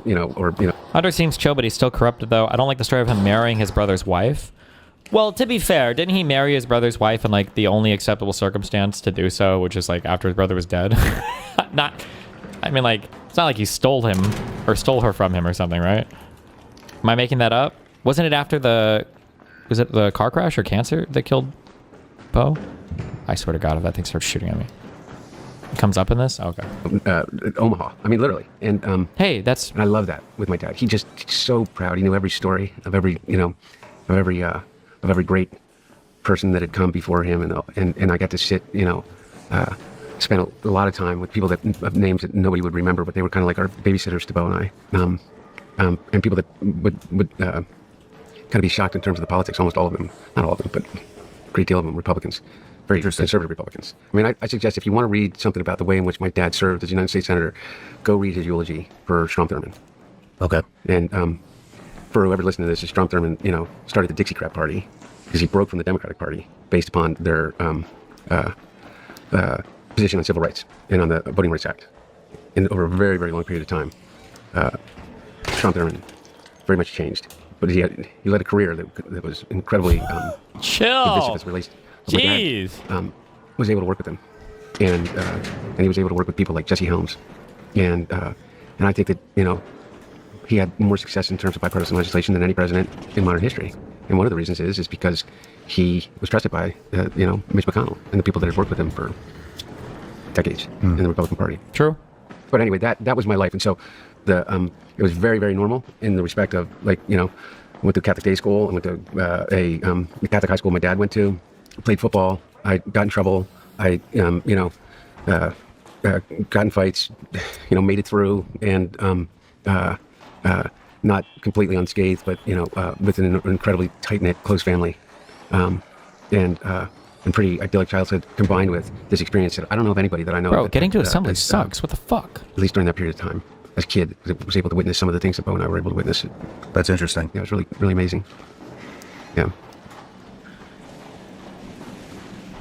Wow. How was it when How were you Bo? and Jill's relationship? Are you very close. very close? Yeah. How was it when she came into the picture when you were a kid? Sounds like you were about 5. Yeah, and so my mom, I was just about 3. I was a month or so away from turning 3 when my mom died. And Bo was just before his 4th birthday. Bo and I were a year and a day apart, February 3rd and 4th. And my sister was 13 months younger, and she obviously passed in the accident. And I guess my dad and my mom met like a couple years later, and then I think famously my dad asked my mom to marry him like 5 times before she said yes. And she explains it this way: is that she was so in love with Bo and I, and she loved my dad, but she was so scared that she would that it was so. And I love that about her. I said, and I don't want to speak for my mom, but she was, but yeah, my mom is Bo and I asked her. We literally got our dad by the hand and went into the room, and we said, "Will you marry us?" It was our idea to do it. Yeah, That's how it. yeah. Wow. I think that's when she finally said yes. Pressure. With the assist from Bo and I. Yeah, Do you remember doing that? I 100% remember. No doing it. kidding. Yeah. That's cool, man. Yeah. And so when people say call her my stepmom or refer to, is that she's my mom. I mean, I have but Bo and I always referred because from the age it was mommy, it was mom, and my mom has always been incredibly reverential about my birth mom, my Amelia. Okay. And has always given us the space to honor that. And it's a hard thing to do. Yeah. We did it. Yeah. I credit all that to my dad too. Being able to thread that needle. I'll tell you what. He's the best dad I've ever read about, heard about. And I swear to God, I'm not just saying that. Is that it's not an easy job, and I'm sure he thinks he's made mistakes, but I don't. Anyway, so yeah, That was kind of what it was like growing up. So I got no excuses, Shawn. Right. I got So you. all my fuck ups are my own. Yeah, that's what I've on. come to the determination of. Hey, that's a good way to be, right? Yeah, man. Extreme ownership. But that was one of the questions, is I think you said, is the accountability piece of it. Yeah. And I'll tell you what, last 6 years, I know that we'll get to this part because it's the end of the, or at least the end of the beginning of the story is the pardon. But I think that I paid a price. Definitely paid a price. Yep. Maybe people don't think it's enough, and I don't think they will ever think that it's enough. But I promise you, and maybe you know this too, is that nobody can hold you accountable more harshly than you hold yourself. Yep. And I've been there, and I'm over it, and I'm done with it, and I'm not going to live in that guilt and shame anymore. Good for and you. And I am I'm at peace, and knowing that I'm still trying to figure things out. You know what I mean? I try to do the next right thing, but sometimes I fuck up still. I think less and less, and never because of not trying. What kind of... What are the discussions like at the Biden dinner table nowadays? I mean, do you guys talk about politics? Do you talk The about... big guy, Can you our believe he business fucking said dealings? that? Really? Or do you guys totally just... No, we're just like any other disassociate family. from all of Not it? at all. What are the discussions like at the Biden dinner table nowadays? I mean, do you guys talk about politics? Do you talk about... Can all you this shit? believe he fucking said that? Really? Or do you guys totally just... No, we're just like any other disassociate family. from all of Not it? at all. I mean, Jesus Christ. I say to people, here's the bullshit. And I know maybe we'll get to this at some point, but I don't want to spend time on it because, like, in defense, my dad got old. Mm-hmm. He got old in front of people's eyes. Mm-hmm. He literally lost a step, like literally lost a physical step. But he didn't lose a step in terms of his capacity and his capability, in terms of his intellectual ability to be the president of the United States. So all this bullshit about, Joe Biden didn't know what was going on find one person to go on the record, one person that is actually worked for or worked with Joe Biden. Like, here's my problem with Jake Tapper. Okay, who wrote a book. Tapper. The other so guy wrote the book, ass and pain. Jake Tapper slapped his name on it. But Tapper wrote a was book ass pain. without one single on-the-record source to say that it was a kind of open secret that Joe Biden was mentally incapacitated. Find one person, Shawn. And that's the thing. But what you did see is this: you saw someone become physically less robust and more frail. You saw him the way that he walked in his shortened gait. You saw his movements become stiffer. You saw a slower speech, and that's called getting old. And it happened, and I don't know if you have parents, but I was shocked by it. One of the most difficult things when it comes to is Parkinson's a mind degenerative disease? I know for Alzheimer's disease, and then any other things. Sometimes it can be hard for laymen to tell the difference between getting older, because as part of getting older, your memory is not as great as it used to be. You might fuck up your speech more. You might obviously the way you walk and move and rate of conversing goes down and all this, right? This is like a normal part of aging. And then there are like abnormal parts of aging, like senility or your mind going or whatever in ways that are not normal. And it's annoying because it's just kind of like self-evident that everybody will just say it's like a truism. Oh, Biden was senile and was losing his mind for the job. And anytime I push people on, I did this with Tom Billiard, it was like, besides that one really bad debate performance, is there like any evidence of this, that he truly was like out of his mind, had no fucking idea where he was, had no idea what the fuck was going on? Like, I don't know if I buy that. Only because I've had, I watched my grandma go, I don't know if it was Alzheimer's disease or what, but like there's a thing that like when somebody is truly not there anymore, like you can tell, and it's not because they are speaking poorly. Like there's just like they're receding from existence. But it's kind of like a lost fight at this point. I don't know. When I challenge people and like give me I feel like you can point to more cognitive issues related to Trump right now than you could for Biden, and then I can list like 20 different things with Trump that Biden didn't do. But because Trump is already so fucking stupid, it's impossible to get anybody to bite the bullet on that. And I don't know. It's one of those other things where I think people just need to use common sense. Mm-hmm. It's not like it's unique. Now, here's the thing. Does that mean that he should have stepped aside, shouldn't have stepped aside? The debate was it blew up the whole thing. Blah blah blah blah blah. All of that stuff. But the fact of the matter is that I'm sitting here having this discussion about, my dad. Are you kidding me? I've watched the president, current president. I've literally watched him. We all have. Fall asleep in a press conference that is his in the Oval Office multiple times now. And that's not, and by the way, I don't think he has dementia. And I'm not saying that at all. But he's getting old too. And I think, Do you, I mean, how do we even start talking about this? Did I just bring this up? you just brought it up. So Fuck, what- I actually wasn't planning on See, talking about gotcha. this. I knew you would. But I mean, I myself. will say that, and Yeah. I just, Hunter, I want to be able to speak without offending you, and so I'm going to be blunt. But, I mean, I have seen your dad on air fumble his words and seemingly forget what he's talking about. But I don't think that is, I'm not attacking your dad. I'm not. Yeah. I think there are a lot of people that have spent way too many years in politics. Yeah. I think Mitch McConnell is one of those people. I mean, when you watch Mitch over the past year or two, there's been several examples where he totally blanks out completely. That's a very different thing, Shawn. And Blanks by out. the way, yeah, no, And I think Like, I don't know if McConnell's out now, right? Complete. It's Thune now in the Senate. Wait, is he? Hold on. Yeah, he's out. Okay, yeah. You never saw anything like McConnell was having seizures. So I shouldn't be laughing. It's not funny. It's not funny. Like, if somebody even compares, if somebody even compares these two things to Biden, like stumbling through his fucking speeches, like, bro, this guy's having like a partial seizure or whatever. I don't know. Fuck, I don't watch enough House episodes. After finishing the NDA this week, it's been good bipartisan cooperation and a string of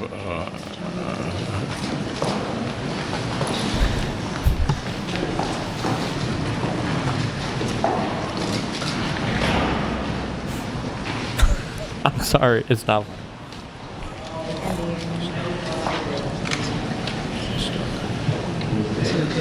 Wait a minute. Are you good? Mitch? Okay, Mitch.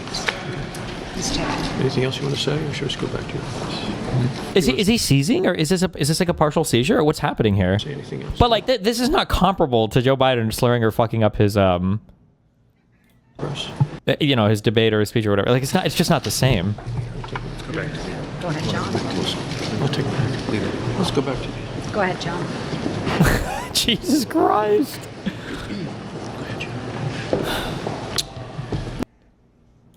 I think McConnell is one of those people that I think there are a lot of people that have spent way too many years in politics. Yeah. I think Mitch McConnell is one of those people. I mean, when you watch Mitch over the past, Like, that's a crazy comparison. And when I hear somebody make this comparison, I'm like, bruh, come on. last year or two, there's been several examples where he totally blanks out completely. that's a very different thing, Shawn. And Blanks by out. the way, yeah, no, And I think completely get you. I think there are a lot of people in government right now, president included, Yeah. who are too fucking old to be there. But so you come from it, and the reason that I'm sitting here is I've heard you say that, and you don't come from it with a cruelty, and or bullshit, or having to make things up, or to say you personally know. Like I've seen somebody get sit here and say like, oh yeah, everybody knew that he had X, Y, or Z, and it makes you so angry as a son. But I've never heard you say that before, and I can say to you is that I totally, completely can appreciate the position that you have about that. Now I can go through a series of rationales for why my dad decided to run for a second term. Okay, number one, he's the only guy that was able to beat Donald Trump, and this is what people I think that I sit and I listen to these Podcasters. these Democratic pundits that Yeah. make millions of dollars Get off 'em. of just breathing hot air into a microphone. True. And living off of the fact that they carried Barack Obama's bag. Do you know what I mean? Oh! Or taking credit for running his campaign like David Axelrod does. Nobody made Nobody Barack knows Obama except Barack Obama. who you are, little But bro. they sit around and they act as if they Know everything. They know things that other people don't. Yeah, they don't know and shit. Well, he should have just. He shouldn't have run for a second term. Fuck them. When they know better about the reality of the politics of the presidency, which is this, is that Joe Biden white got 81 man. million votes. And he got a lot of Got votes, more true. votes than anyone that has ever run for president of the United States by 7 million votes, more than anyone that's ever run. There is like a retrospective, and again, I'll be honest, because I'm the only honest motherfucker out here, okay? I said it at the time that if Joe Biden ran again, I would support it. But if they swapped him with somebody else, like Kamala or did it Oprah, whatever they do, I would support it. And no matter what, it's a tough call. It is always a tough call, all right? And the people acting like it was so obvious that Biden should have just ran again, or we got to get rid of Biden, it'll be so much better if we get Kamala, it's going to be so much better. Like, none of it was obvious. It was a very confusing time. But when the dust is settled and you look back retrospectively, it's like, well, he did beat Donald Trump. True. Crushed him. He did have the most votes of any person ever. Largely speaking, his administration, there were issues, but there was a lot of good stuff there to run on, which you kind of threw all away. And he had the incumbent advantage, and he was a white male. He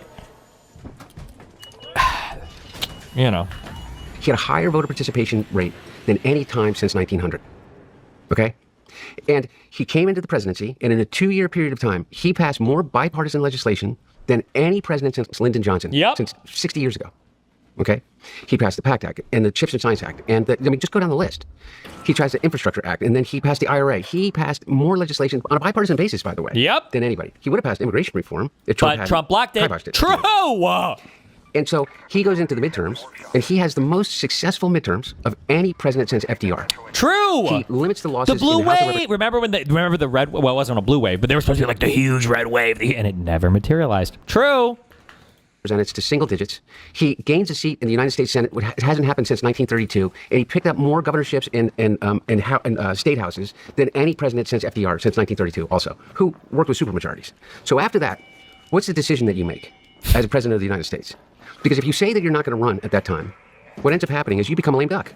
You use all the power of influence that you have. And so, based upon that success, and based upon the feeling that while he was losing a physical step, while his speech slowed, that he still had the capacity to be able to make the most important decisions that had led to the successes that he's had up until that point, he decided that he was going to run again.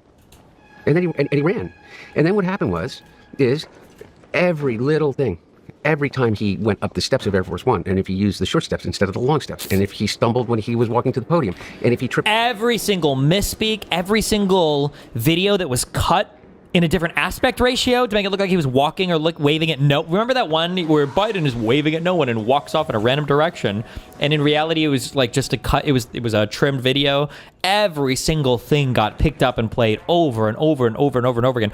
Meanwhile, Donald Trump can make the most unbelievable misspeaks, misstatements, looks confused, stupid things, trips and falls, and Rubio makes it nothing touches this guy. It's so crazy. Over a word of a president that he was talking about he's talking about India and not Iraq, and every single thing became a New York Times level 2-page expose. The New York Times wrote over 120 separate pieces on Joe Biden's age in a 11-month period of time.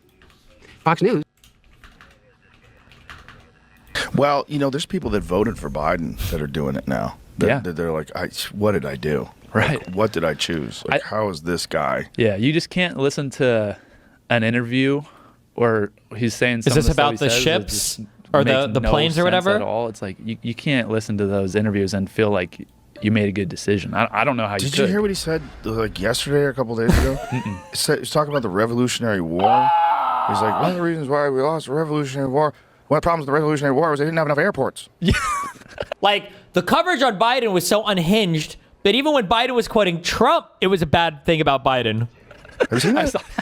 What? And they're laughing about both seeing it. They're both regular. This is the simulacrum in real life. Pull him. It's crazy. If you had any other job and you were talking like that, they would go, "Hey, you're done." If you talk like that to a doctor at your medical exam to fight, they'd be like, "Okay, obviously you're not fighting." You also here's 8 weeks of being helped out by professional. Right. You might not ever do anything again. No, it's one of the wildest things ever. It's insane. Yeah. The media gaslighting you to protect. It's just people are so afraid of Trump being in office and Republicans being in office. A few moments later. Hanging out with the guy, I'm like, man. Well, it's just the media narrative. I mean, so many people were fed this lie that the Russia collusion. Yeah. Was this the video you're talking about? Let me see what this one says. I don't think it is. By the way, the same stable genius that said the biggest problem we had in the Revolutionary War is we didn't have enough airports. Whoa. Biden, whoa. What? Oh, wait. Is that fake? It's not fake, but he was referencing Trump saying that. Here's Trump saying it in 2019. Donald Trump said something about that. He didn't say Jesus, he said stable genius, and that's where the transcription. Let me hear what it says. What did he say? In June of 1775, the Continental Congress created a unified army out of the revolutionary forces encamped around Boston and New York, and named after the great George Washington, Commander-in-Chief. The Continental Army suffered a bitter winter of Valley Forge, found glory across the waters of the Delaware, and seized victory from Cornwallis of Yorktown. Our army manned the airport. It ran the ramparts. It took over the airports. It did everything it had to do. Oh, okay. Yeah. So you fucked up. Yeah, I did. But I feel like you can tell too. It sounds like a little different. He's like, you can tell he messed up his words, but yeah. He's I don't know. To go to the airport. Well, that's the thing about that's. I also hate how illiterate and just these people are just politically and speechly whatever fucking illiterate in that The fuck up there, I'm pretty sure Trump either couldn't read the word because it was he didn't have contacts on or some shit, or the speech was actually written incorrectly because he was reading a prompter there, right? You can tell if you're not fucking retarded. This is a true autism test. Donald Trump is one of the most, and most people are like this, and this isn't a fault to even Donald Trump. Generally, it's pretty easy to tell when somebody's reading a prompter versus when somebody is like speaking, you know, just like off the dome or whatever. And Donald Trump was very clearly there. He was reading a prompter. So either the prompter fucked up, the speech was written incorrectly, or he lost a line and just started ad-libbing in the middle of trying to read it. Like, that was it. But the fact that they can't even recognize that, and then they think it was like, oh, that was just like a genuine misspeak, because like it's just so stupid. You fucking pieces of shit. I need these goddamn modulation boxes. Didn't stop talking about it. And so here you are, you can't run away from the impression, and then comes the debate. And that was a complete and utter disaster. And he recovered in the debate. If you go back and watch the debate, he recovered in the debate and was able to, get through the debate, but it reinforced every preconceived notion that people had, whether you loved him or hated him. So then he's got to make a decision about whether or not he's going to stay in the race. And the primary's over. He'd overwhelmingly won. He'd gotten a challenge from Dean Phillips. Anyone could have run against him. Anybody on the party could have run against him. And no one did. Why didn't they? Because he had the most successful president. Oh, fuck. That's true, too. I never even really thought about that. Well, could they have? Why didn't I think about this? Wait, people are saying I'm cuxing. Don't know why.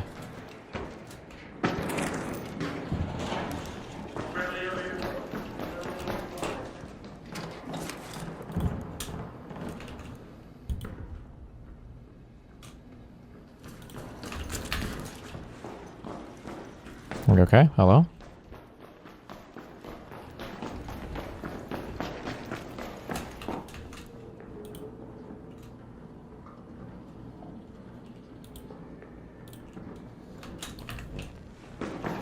YouTube still chilling? There's just kick? Is kick down or is it? Oh, I just need to go to assembly spawn.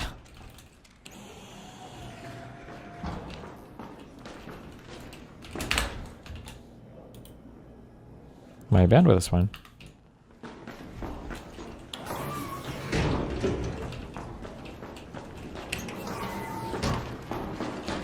Kick is down, YouTube is up. Is like all of kick down or just my stream? Kick is fine now. Okay. Well, I don't remember what I was saying, but fuck all these people. Of any Democrat or any president in his 2 years in the three. Yeah, wait, why didn't anybody run in the primary? If people were so like, we should just beat Joe Biden, did anybody even try? Maybe because the DNC wouldn't have supported them? I don't know. Years that he was there, regardless of whether you think so or not, in terms of whether the affordability or whether he'd gotten inflation down enough or anybody, but just in terms of the brass tacks. I mean, look at what he did as it relates to NATO.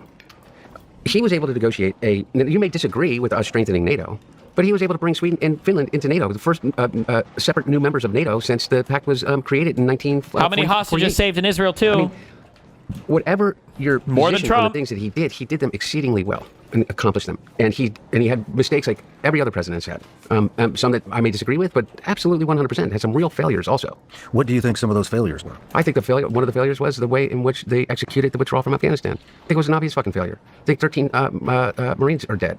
I think that there was a better way to do it. And I think that, and I can blame it on his generals, I can blame it on the people, the way in which we did it, but my dad always knew this also, is that the buck stops with him. I think that was a failure. I think leaving Afghanistan was the right thing to do.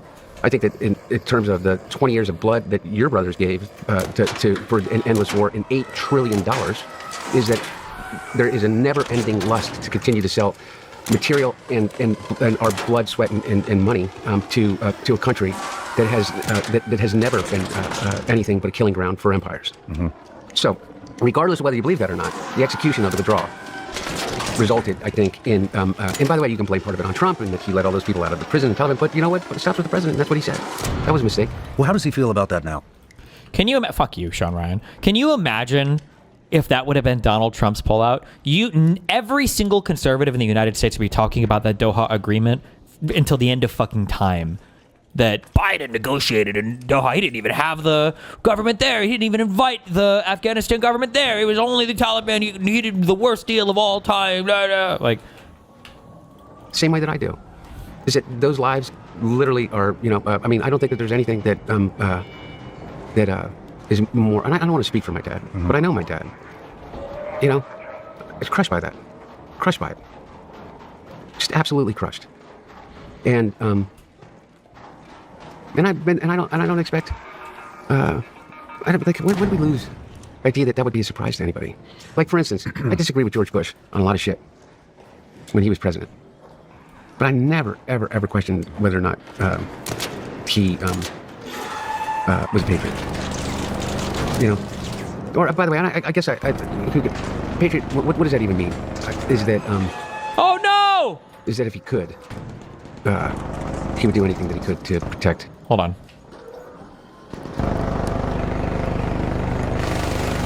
Do you have a defib? I can use a bandage. I don't know what it does, but... Oh, nice. There's a train coming, too.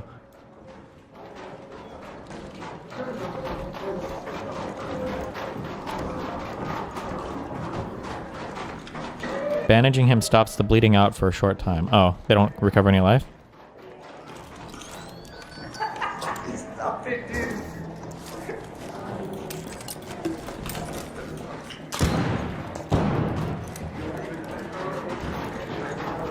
Oh, okay, I don't know what they're doing.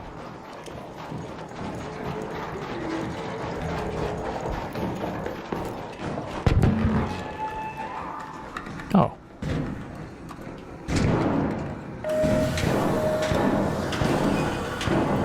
People that we send to serve in harm's way for our freedom.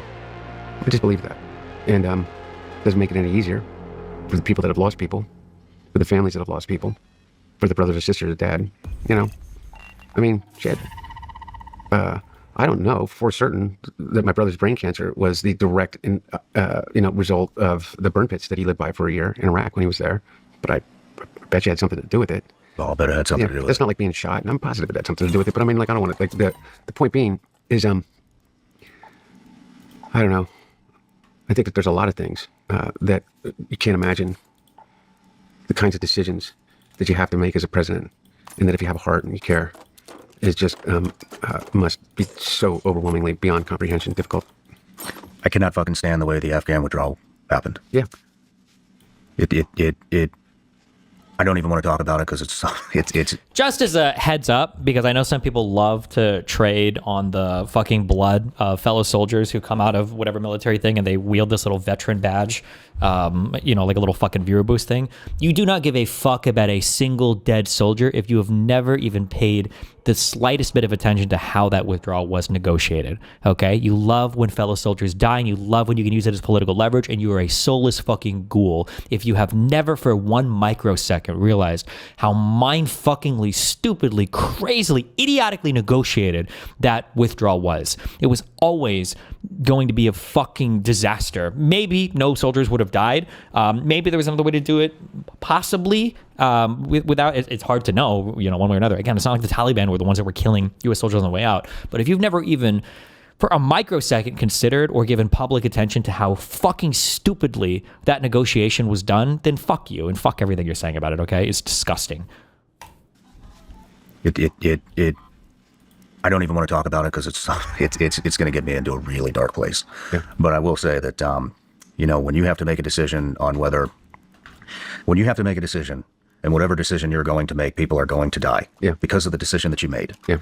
That would be a really fucking tough call. Yeah. So I will give him that. Yeah. But the way that went down is I don't disagree with you, Shawn, and I don't think that and I'm not going to speak for my dad, but I would say this is that more soldiers died in Afghanistan under Donald Trump than they did under Joe Biden. Like, I mean, I don't know. Like, it's just fuck this fucking loser, dude. God, the veterans and every single veteran that emails me this always says this.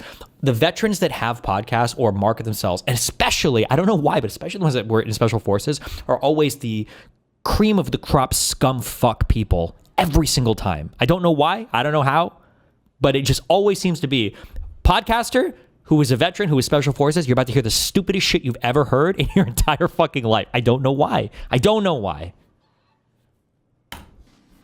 I hear your anger, and roast I'm him. not tell you that you Get be him. angry. Get him, Hunter. No, I'm just kidding. One Don't of do the it. things It's all is good. this. Don't do it. Is that I don't think that. One thing my dad taught me that he learned from a guy named Mike Mansfield. He talks about it all the time, so it's not like it's a story that is. It's one thing to question a man's judgment, and that's okay. You can say I think he's poor judgment, the decision that you made, but question their intent. Question their whether or not they came to the job or whatever they're doing out of some, malintent, or because they're just bad people. Is you never get anywhere. But you can question their judgment, question their judgment, whether they made the right judgment, whether they were convinced by other people, or maybe there's, whatever the circumstances. And I don't know. But I hear your anger about that, and I don't have any response to it other than the fact that I know that my dad came to it from a position of that 20 years was enough, and it was not in the interest of anyone in the United States, particularly those that are serving, to continue to churn people through at the 1%. They've decided that they are going to be a part of protecting this country by holding the gun and climbing into helicopters and putting themselves in harm's way. We track our sleep, fine-tune our macros, and try every biohack under the sun. But the truth is, your peak performance starts at the cellular level. Armor Colostrum is nature's original superfood. Fucking Colostrum is packed balls? with I wanna over fucking 400 shoot the bioactive most nutrients biohack- that fortify Oh, gut health, biohacking. strengthen immune health, fuel performance, and more. Whether you're training for a race, working to balance your health, or simply striving What to if I'm feel just your trying to best, Armor biohack? helps you operate at your highest level because your body deserves the same level of optimization as the rest of your life. For me, Armor has become a staple in my daily routine, and I'm impressed by the results. So we've worked out a special offer for my audience. Receive 30% off your first subscription order. Oh, I Go to just biohacked my way to the armor.com/SRS, ground. Yes. Or enter SRS to get 30% off your first subscription order. That's armra.com/SRS.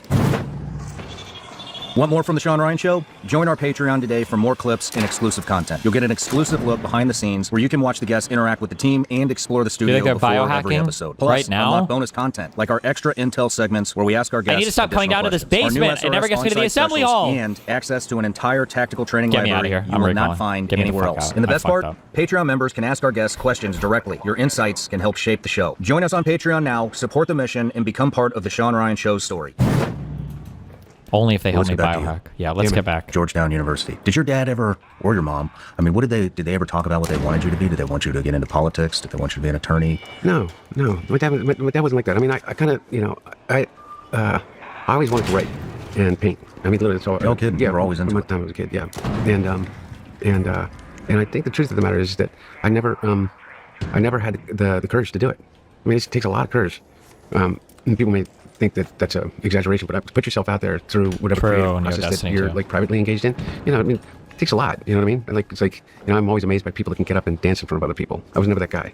But I really mean it. I mean, and instead of seeing it as like, oh, they're goofy, I look at them and I go, God, I wish I could do that. Well, one of the things that I knew that I loved to do, but I didn't ever have the courage to do openly. I mean, openly in the sense of like share it with beyond, my brother, was to paint and to write. No kidding. Yeah. When did you start that? Oh, since I was a little kid. Yeah. I mean, I think my aunt always used to tell me the story that my mom, my birth mom, said that I was the poet and Bo was the politician. And so maybe that was ingrained in me through that kind of a thing. But that was I think that I denied myself that. And so by the way, so I went to Georgetown, and Georgetown was okay. Wait, hold on. Arc meme. You need to learn the movement. What is this?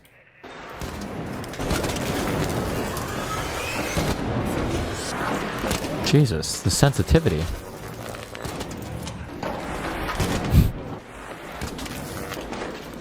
Do people play with sensitivity this high? This seems fucking wild. Or does he have a hotkey for like 90-degree rotation?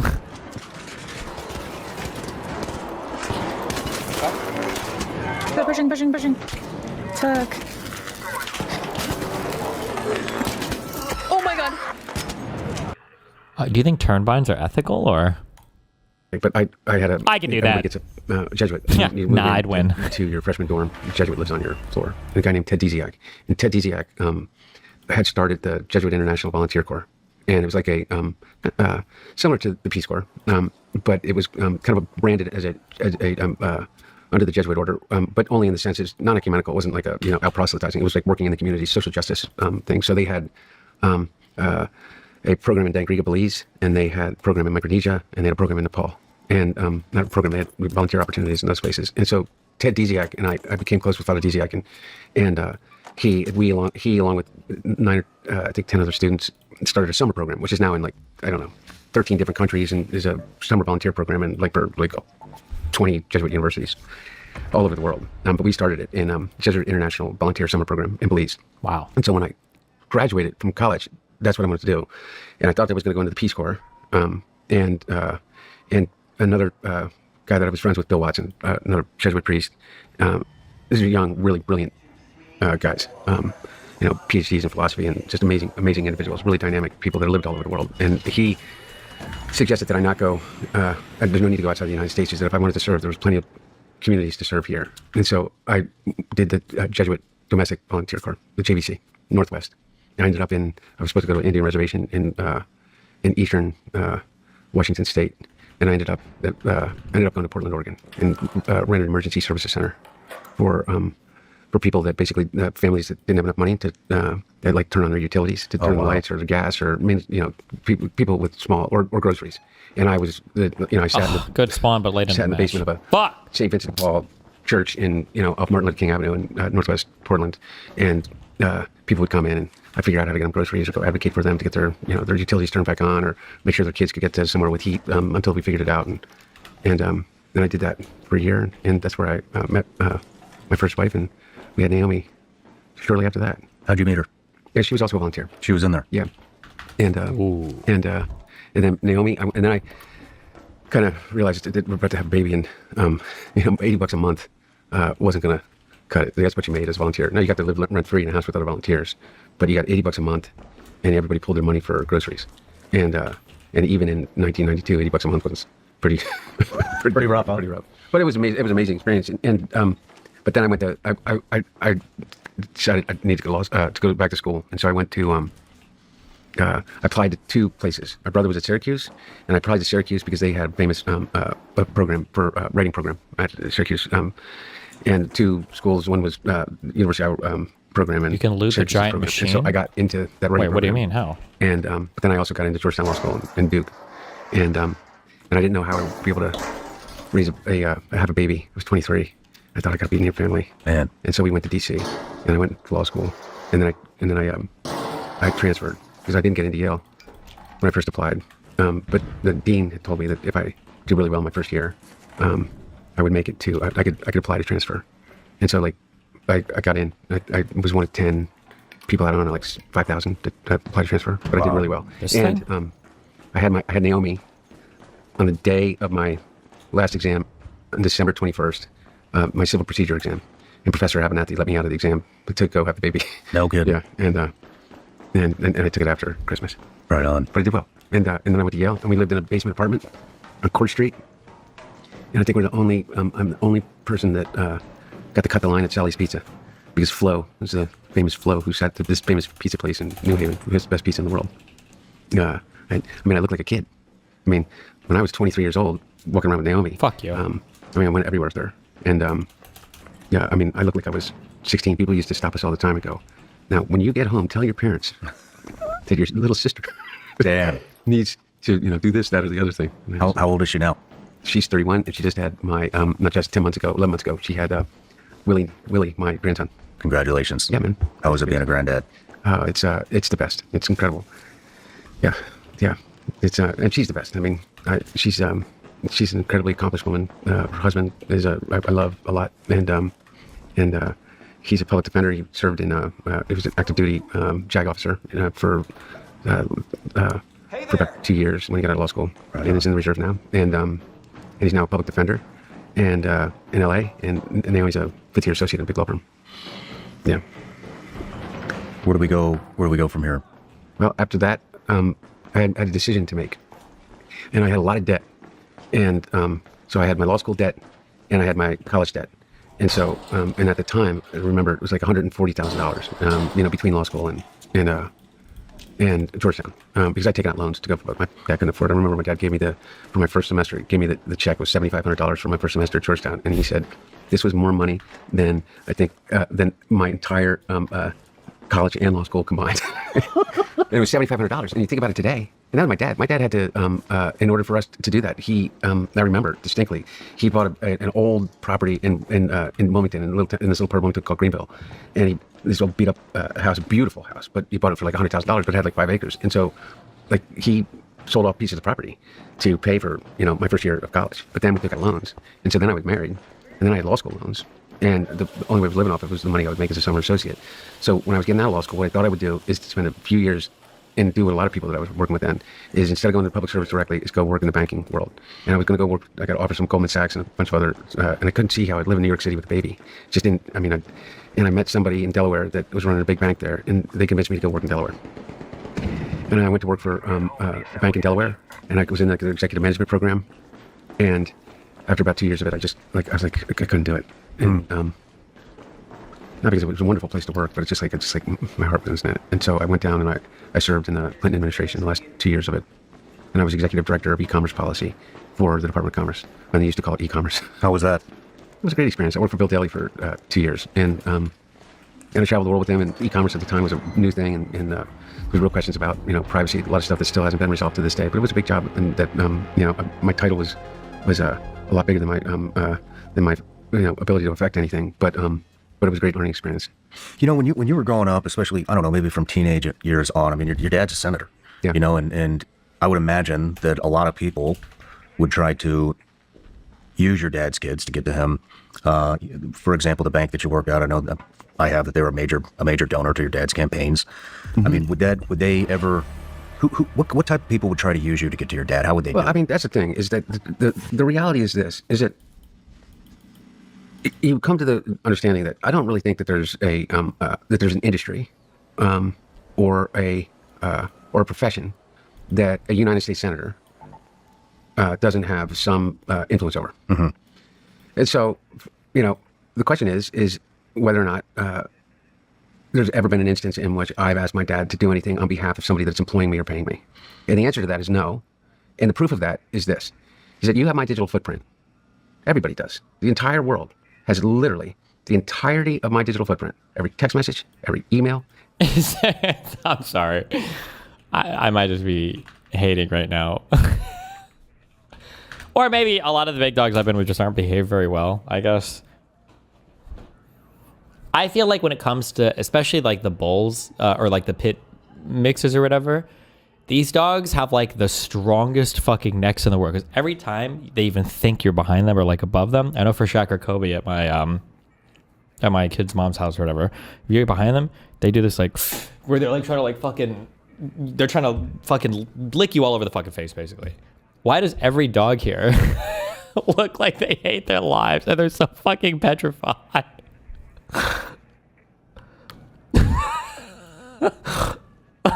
What is happening here?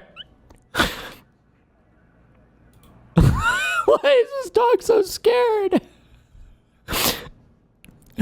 Wait, like they're literally doing the yes honey emote.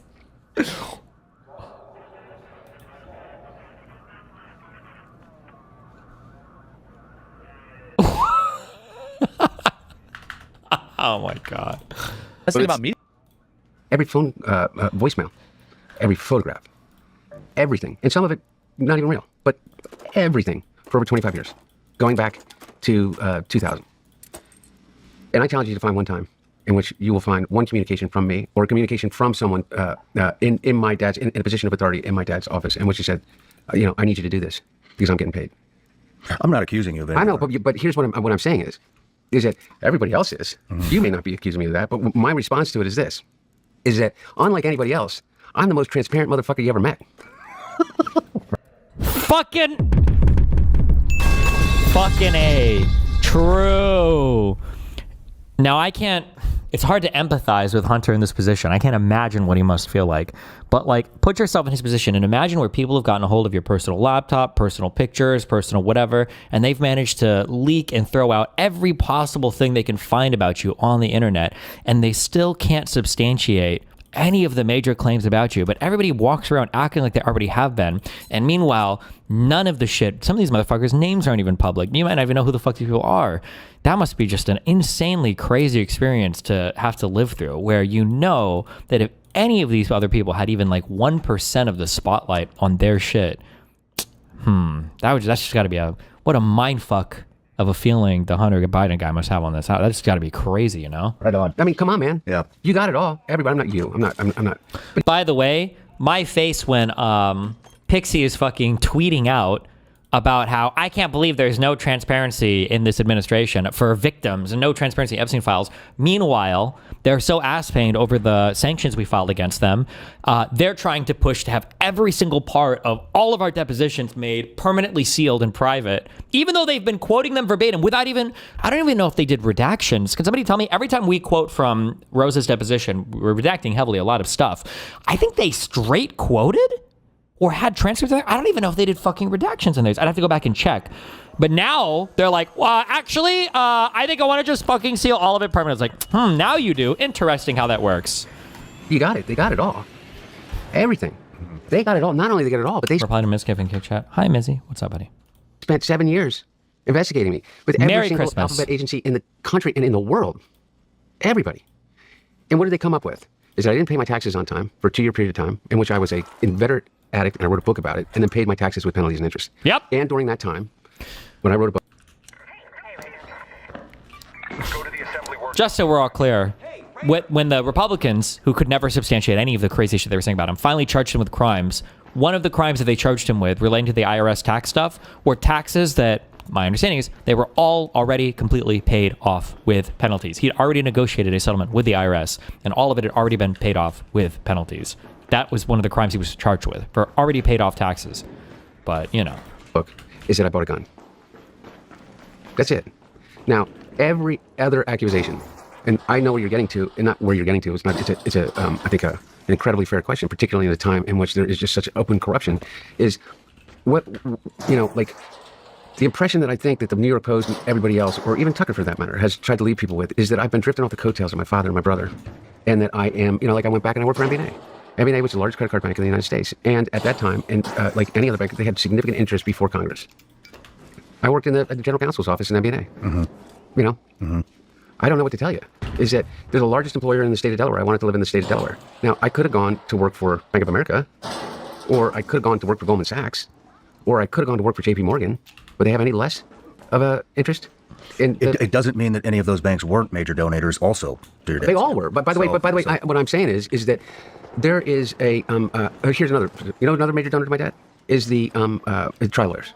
So if I went to work with trial lawyers, and by the way, I'm not saying like, woe is me, oh my God, my choices are so limited and things like that. I'm saying this is that the question becomes, is there any instance in which I was credibly accused of in any way of using my relationship with my father to influence him on behalf of a client, on behalf of somebody that I was being paid by.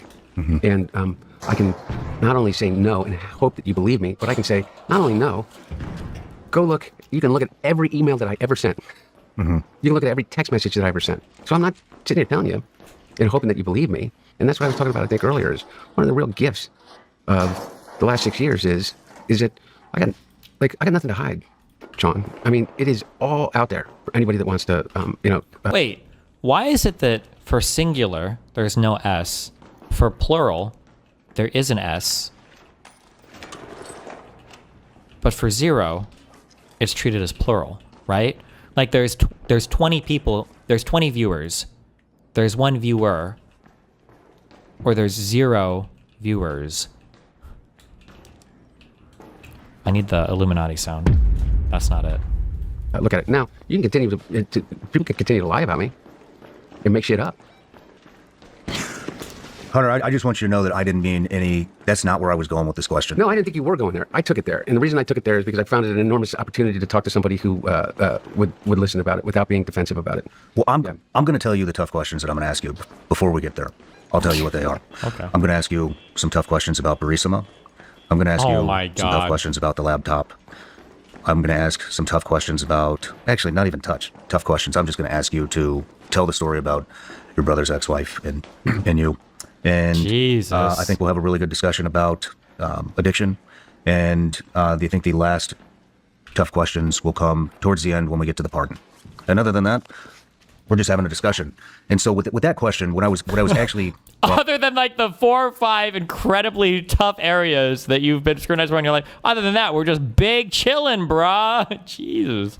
Ask him what smoking crack is like. True. Can we get some real questions in here? Where's the best place to get some fucking crack cocaine? What was your favorite prostitute experience? Why can't we get some fun trying questions? to get to is your old man is in a position of major influence. And through my journey here, just as a fucking podcaster, I can see how people use my wife to get to me, and I am anticipating on how they're going to try to manipulate my kids when they're old enough to get to me, because I know it's going to fucking happen. Because I'm starting to see like how people are, and when you're in a position of influence, and how people turn and change as that happens. And so what I'm asking you is, you know, how would people approach you? How would they try to manipulate you to get to your dad? And how would that make you feel? Well, I think that there's at least in my experience, there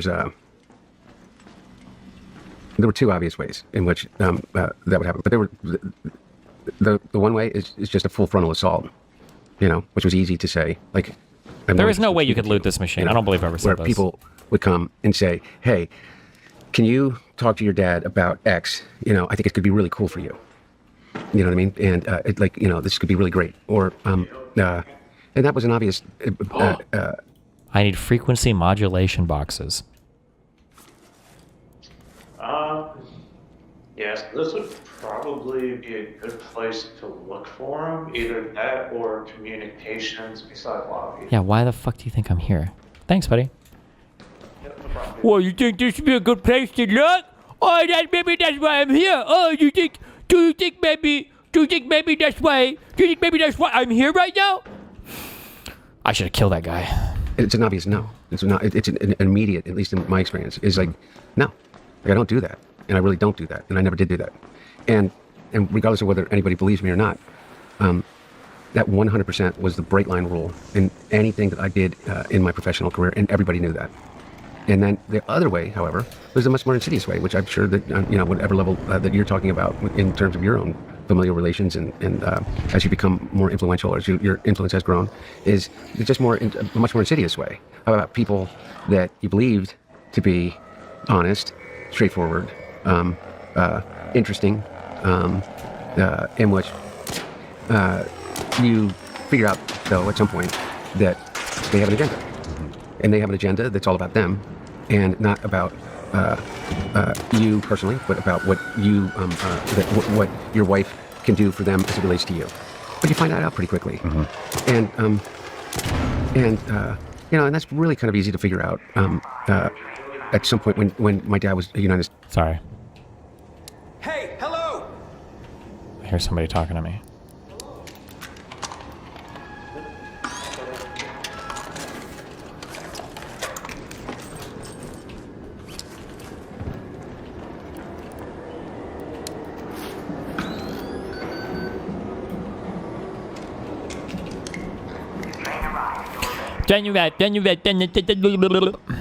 Assembly or medical, usually sometimes in the security area in the lobby. I always just look at the assembly place. I feel like you can find that pretty easy. I don't believe you could find them in the medical. Do you think you could? I don't believe you. State Center. Because I was, you know, highly aware of it my whole life, is that he had the capacity to do things. Like, for instance, getting people into the Naval Academy. The United States Senator, as you know, is the capacity that they have they get to choose, what is it, 2 candidates per. I find way more of those things in medical and assembly. Fine, if I spawn your medical, I will loot it once. And if I don't find it ever, you're getting banned, Radiant, again. Former Nickelodeon star Tyler Chase spotted homeless on California streets. Poetry? Yeah, the one on Nick, right? Nickelodeon? Yeah.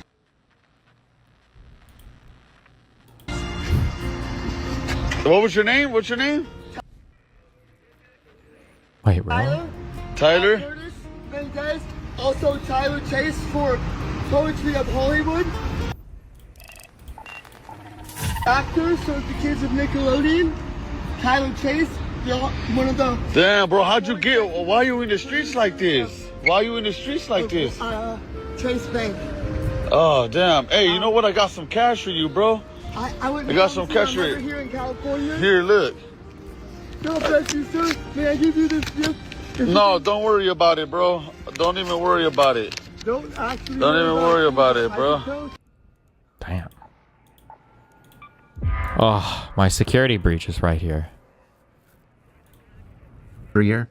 Shit, I don't know. Yeah, I think that's how it works. And Jeremy or anybody else can explain it better. But they have I think every United States senator has on an annual basis picks 2 for every service academy.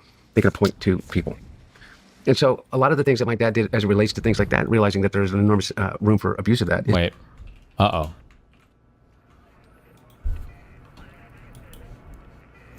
Wow, Chargain, thank you for 10 gifted tier 1 subbers, buddy. I did not choose to be an asshole. What is this? Happy holidays, everyone. Happy holidays. Somewhere nice and warm Yeah. with your families. Yep. Unfortunately, Tyler Chase is not. And this is the case for millions of other Americans. Okay. All right, the hotel situation. We got Tyler shelter. Okay. Hooray. Yes! Everyone's They got him! They saved him! Tyler's happy. Yes! Not the case. We did. Guys, we got him into the hotel. Uh-oh. And just that night, I receive a call from management. Okay. They're upset. The door is left open. What? Why is there a microwave in the tub? The refrigerator's turned over. I just feel so devastated. I'm at a loss. And his family told me that they had tried the hotel thing before and it didn't. Wait. Seriously? You gave the drug addicted, mentally ill person some free shit and it didn't fix his problems? Wait. Holy fuck. Work. And of course, Dan, why did you assume that you were going to be able to, just fix this situation? I don't even think we should be at this point, guys. 3 nights ago, when we tried to get him to the hospital, the authorities should have. I don't understand how a system could be in place, right? We have all these social systems where help should be provided for these people facing mental health issues. The biggest issue is you're running into a very weird, you're coming up against a weird hard wall, which is you kind of have to just imprison these people. If you have severe mental health issues, they can't force you to get treatment. You can't do that. You can't force somebody to get treatment. They have to choose it if they're an adult. If they're a child or kid. If you're a child or a kid, then you can force them because they don't have all the rights and everything as an adult yet. But for adults with mental health issues, there's nothing really you can do. If they don't want to go, you can't really force them. Drug abuse issues, right? Taxpayers vote on this stuff all the time. 5150 exists. A third party should be. 5150 is if you are an immediate threat to yourself or maybe to somebody else. I know for yourself or somebody else. But if you're just on the street and you're fucking, you're crazy, but you're not like in imminent danger of dying or killing someone else, you're not gonna 5150. You're not gonna Brady act. You're just gonna be a crazy person on the street. That's it. Able to get someone into treatment, get them a psychological evaluation to figure out what is going on and allow them to detox.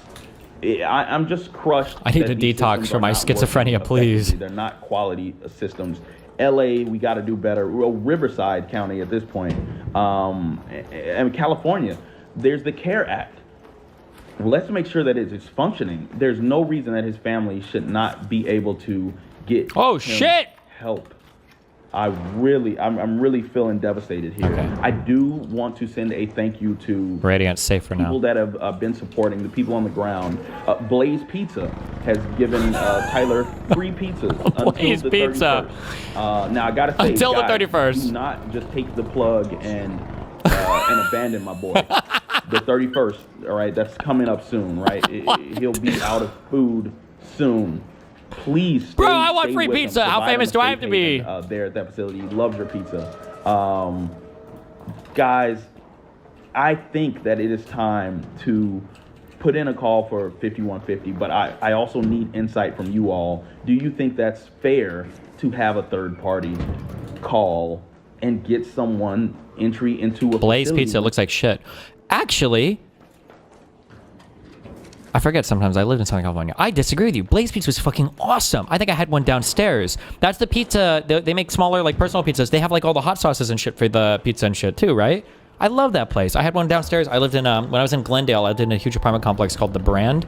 And I think there was one in the basement, or not the basement, but in the bottom floor or whatever. I feel like I ate so many of those. If you go back and you watch my... Actually...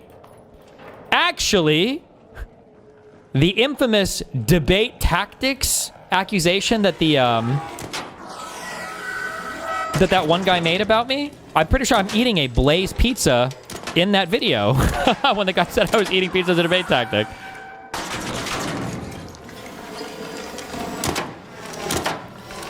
Can you just die?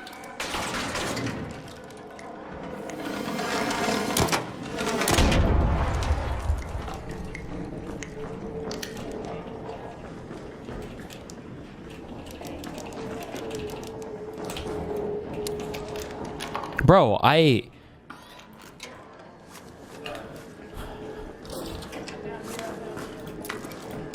almost disappointed. I think I'm in like these are the Care Bear queues. I got to like the Ultra Care Bear queues. I don't think anybody shot at me in like 20 games. What the fuck? You know they need the treatment and they're gravely mentally disabled. We have to do something before it's too late for Tyler. Agreed. We have to do something, guys.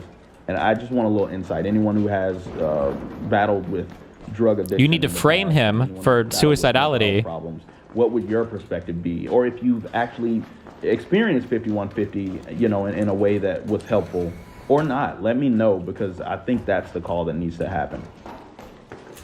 Yep. Is like he created an independent panel of people and took the decision out of his hands. Wait. To be able to do that. New Hassan clip. Hold on.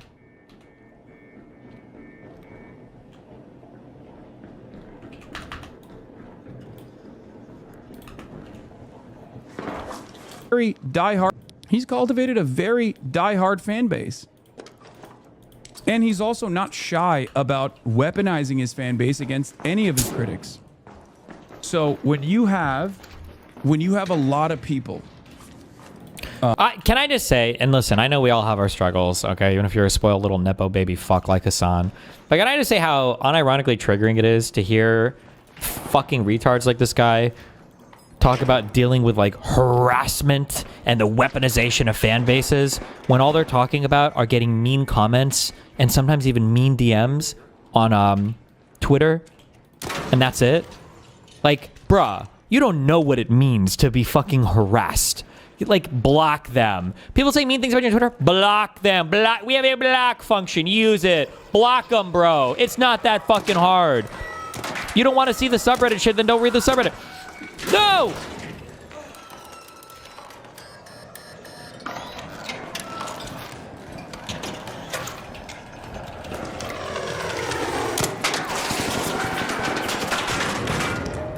Look at all the help I'm getting. Oh my god.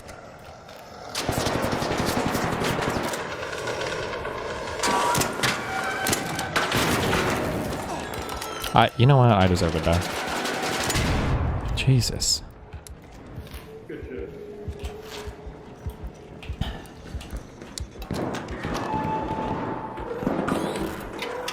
In your fan base that are a part of all these other fan bases as well, whether it be, you know, Moist Critical's fan base or whether it be all the slop tubers and centrists and their fan bases as well, they're not going to go after him. Okay? They're not going to go after him. One, because they don't want to offend Asmongold fans in their audience, right? They've spent years and years cultivating a somewhat apolitical audience, and a lot of these apolitical people will lean in. With Hassan calling these people out too, I kind of wonder, do you think Hassan like misses? Like he feels like he's not as relevant because he's not actually like, or maybe are people making videos on Hassan and talking about how problematic and shit he is anymore?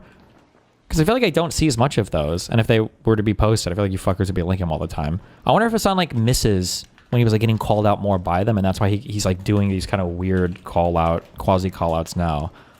Right? I don't know. That direction, okay?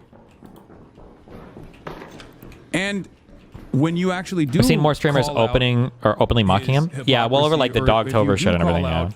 Yeah. His commentary. If you find it to be dangerous, for example, if you find it to be silly or dangerous or whatever, and you actually wow, what a view. The Hassan Abi technique on Asmongold for once, then you end up putting your flag in the sand. You say, I'm against this. And he will go after you. He will punish you for saying that. Punish how? As he has over and over again. Oh, that's all I needed. People just don't want that. I'm People done. don't want to be attacked by Asmongold's audience. Attacked how? Asmon is incredibly consistent on his views. They just don't fit in a neat box. There's more nuance to it. He's supported the Israel stance in regards to Palestine. Doesn't support Israel in regards to control over the American government. Bro, I like you, but your chat does the same thing. They go after people like rabid dogs. I, unlike Asmongold, actively tell my chat never to go after people. So Oh my whether God. people do it or not, I at least try to get them to not do it. Right, okay? dude. As he reads my Kiwi And Farms plus, you don't posts, as he literally plays down entire Bad Empanada videos that are just openly doxing people just because they were like peripherally related to me. Okay, chief. Even have a fucking real world example of this. I just gave to. I even tell people not to go after people who are calling me out with regular fucking frequency. I even tell my audience not to go after people that are calling me out. Why? Are you okay?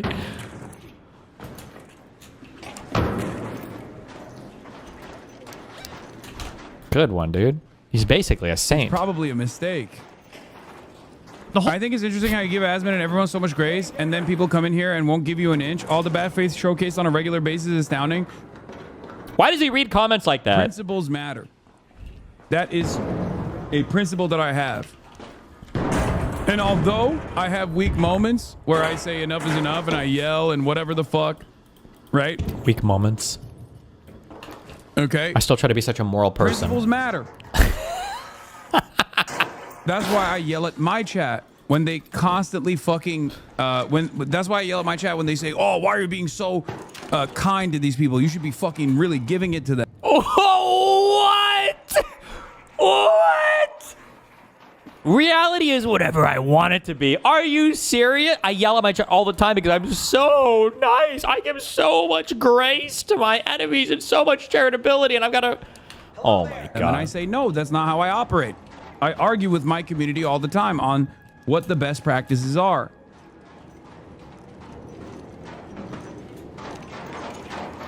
How are you this constant with your rolls after falls? Because I'm the movement master. Because I've mastered this game. I've mastered it. And after I finish this expedition, I'm about to kill every motherfucker. Back to the demon queues. And I just use that as an example of the ways in which, you know, and one of the rules in my family, not just apply to me, apply to anybody in my family, is that if you're working for somebody, if you're getting paid for somebody, don't come into my dad's office and ask anybody to do anything on behalf of those people that you're being paid to work for, regardless of how good the cause is, regardless of how righteous you may feel that it is. But that was the rule, and so. Those are the two kind of obvious ways that one less obvious, one in which there's like a level of seduction that occurs, and where people sometimes even unwittingly overstep a boundary that at least that I would have or anybody else in my family would have. And then there's the what ways in which I now only in retrospect have become kind of fully cognizant of that are much more sophisticated in terms of the ways in which you can be manipulated by people, sometimes wittingly, sometimes unwittingly, sometimes but I think that there's much more sophisticated ways of doing that. Could you give me an example? Yeah. Want to get the Burisma? Yeah, let's get the Burisma. Okay. So here's Could you start off with just describing what is Burisma? Okay. What was it? But let's step back from Burisma. Okay. All right. Is that I leave the Commerce Department in that job, okay? And I was, I worked at the end of the Clinton administration from 1998 to, left in January of 2001. And I started a law firm, my own law firm. And I did kind of advisory work for, as related to the, what I knew about privacy in the new world of e-commerce. And there was an enormous amount of opportunity in that at that time because it was the dot-com bubble. And so I had a lot of people that I had gone to college with and law school with and on papers that were like killing it. You know what I mean? They were, they started dot-com whatever. And it was, and there was an enormous need for legal representation and understanding of the kind of regulatory framework that these new e-commerce, entities were going to operate. And so I started a law firm with that in mind. And then, it was the dot-com bubble first. And I had a friend, a Jesuit priest who had become president of St. Joseph's University at the time. And they had a program in in which they got an earmark, what they called it at the time, and for a program in which they sent their graduate education students into the poorest school in Philadelphia, in which they sent basically student teachers in to fill in the gaps in Overbrook High School, in the Overbrook school system. And they've been doing it for years. And if you know anything about Jesuit universities, they're the oldest organizations.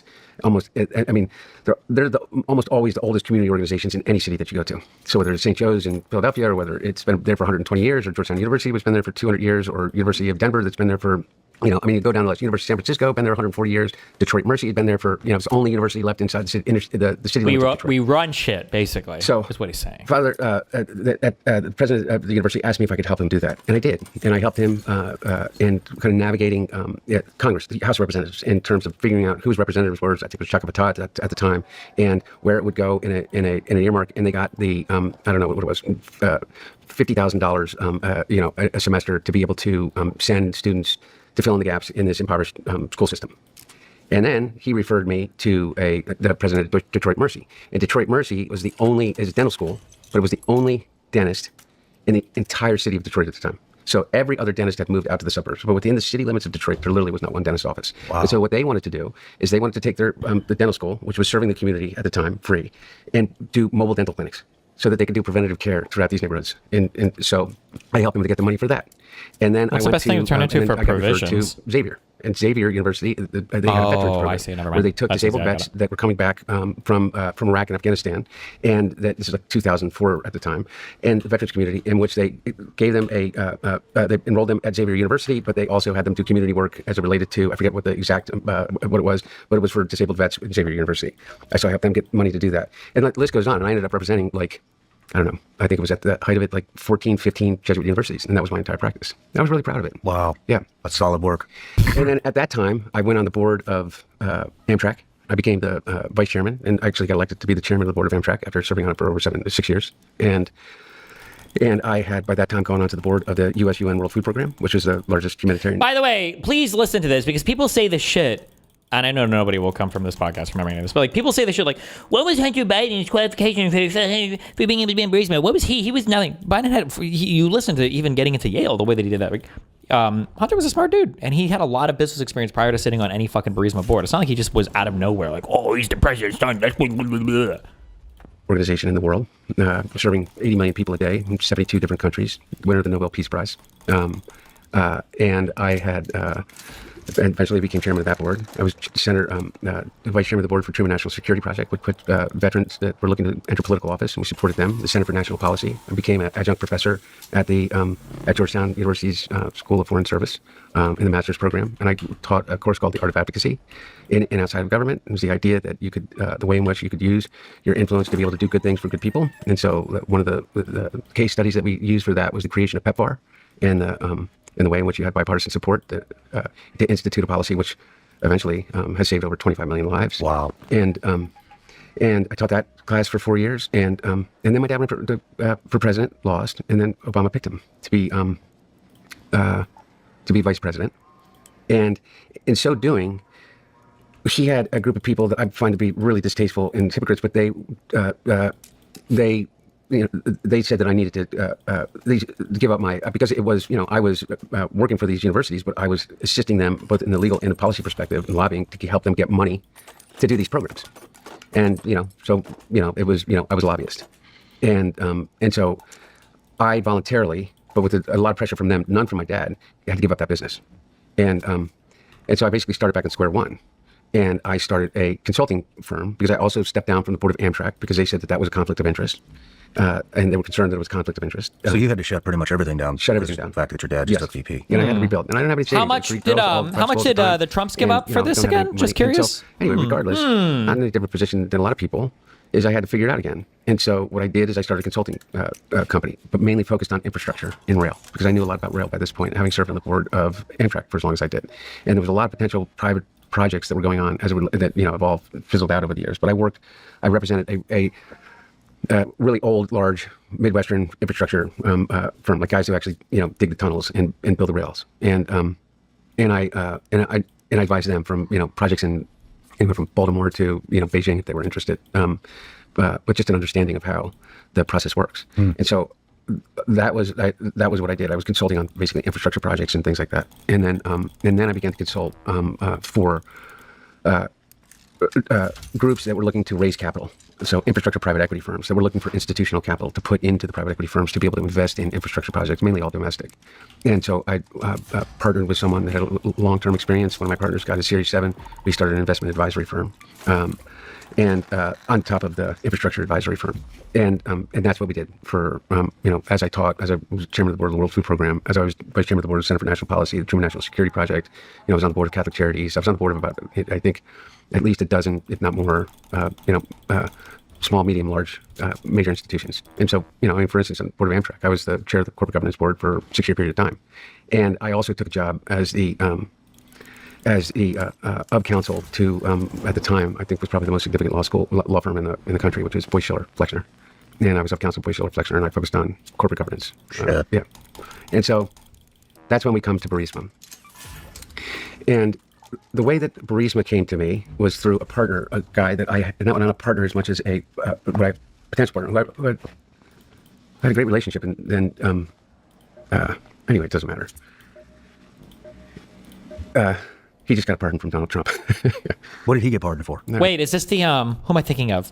Is he speaking about Devin Archer right now? He ripped off some it's a different person and some bond deal that he did with some grifter, and anyway, a huge disappointment. But anyway, he introduced me to Burisma, and Burisma. This is right after the Russians. I mean, the Russians started taking Crimea, but they had made inroads into Donbass and Donetsk. And remember, there were that significant incursion past Crimea into the eastern part of Ukraine. And Burisma was the largest completely independent natural gas driller in Ukraine. And Naftgas, which is probably one of the most corrupt organizations in the world, is the state-owned natural gas entity in Ukraine. And one of the things that is beyond the potential rare earth minerals, the most lucrative commodity in Ukraine, other than the level of education of their population, is natural gas. And Burisma was under direct threat from Putin. I mean, that's what basically why Putin wants that particular part of Ukraine also is the natural resources, and also the fact that he runs pipelines through Ukraine to Europe. And there was a board member who's a guy named President Kwasniewski, who was the first democratically elected president of Poland outside Lech Walesa, after Lech Walesa, who wasn't democratically elected, but and a champion of democracy in a post-Soviet Europe, Eastern Europe. And he was on the board, and he made an argument to me that they were worth representing, because I said that I would talk to them if they wanted to talk to me about representation through Boyce Schiller. And there was an enormous amount of subject matter expertise in Boyce Schiller. There are two partners that were very steeped and that had worked both at the CIA and the State Department and in the last administration, that were very steeped in Ukraine and issues as relates to Ukraine, and that's what lawyers do. And so I said, you should talk to them, and they did, and they came in through me as a the referring partner of counsel member. True, Eric, I love everybody. And in talking to them, I became convinced by President Kwasniewski that I should join the board. And he said, "Look, the CEO of the company is not is no angel, but he's not one of the bad guys. He's a guy that's under threat from the real bad guys, the Dmitry Firtashes of the world, who were controlling Naftgas and was wanted up until I think like 3 days ago, extradited by the United States for I don't know 47 different RICO charges and bribery, and is connected directly to to Putin, who had been basically siphoning all the money of Naftgas back into Russia." Those are the people that the CEO of Burisma were set up against, and they were like wolves at the gate and trying to take over Burisma. And he said, and you just simply by being on the board would be a message. It would be a message. And I'll tell you what is that it is well worth your while. And so two things is that I did believe in it. I'd done a Kroll report, and I'd done a Nardello security report on the firm while I was at Boyce Schiller, and working for them as an attorney for about a 2-month period of time before they asked me to go on the board. And then he made a real push for me to go on the board, and I made the decision to go on the board. And this idea that I didn't have any expertise or I didn't know what I was talking about, or that I didn't have any experience with boards, or that I didn't speak Ukrainian, or I didn't know about that. I mean, it's all bullshit. All complete and utter absolute bullshit, in which they try to paint me as not having as much experience as, Don Jr., who just got a $695 contract from a $695 million contract for a startup, private equity firm for a startup drone company that he's, with 30 employees, I am almost beyond offended, the idea that certain people in that world have painted of me as being a ne'er-do-well, kind of drifter that, kind of the board. Was it a mistake to go on the board? Yeah. It was absolutely a mistake, not because of anything that I did that I am embarrassed about or in any way whatsoever feel conflicted about as it relates to what I did for Burisma, but because of the political position that put us all in. They used that as the toe in the door to be able to call my family the Biden crime family without any evidence. The person that said that Joe Biden took a bribe to protect Burisma is sitting in a jail cell. Yeah. Well, no, that's incorrect. I think he's out and missing now, right? Hasn't that been the case for a few months? Sitting in a jail cell for lying to the FBI. And meanwhile, there still is this lingering question that people have about Burisma. So I guess before I continue to just go on, is that what do you think happened in Burisma? I think that, look, just a little more context on Burisma. Burisma, would it be fair to say that Burisma could have potentially supplied the vast majority of natural gas to Europe? No, not absolutely not. Burisma's, almost all of Burisma's natural gas. Wait, what? Could have easily supplied the majority of... Does Europe not use natural gas much? Or...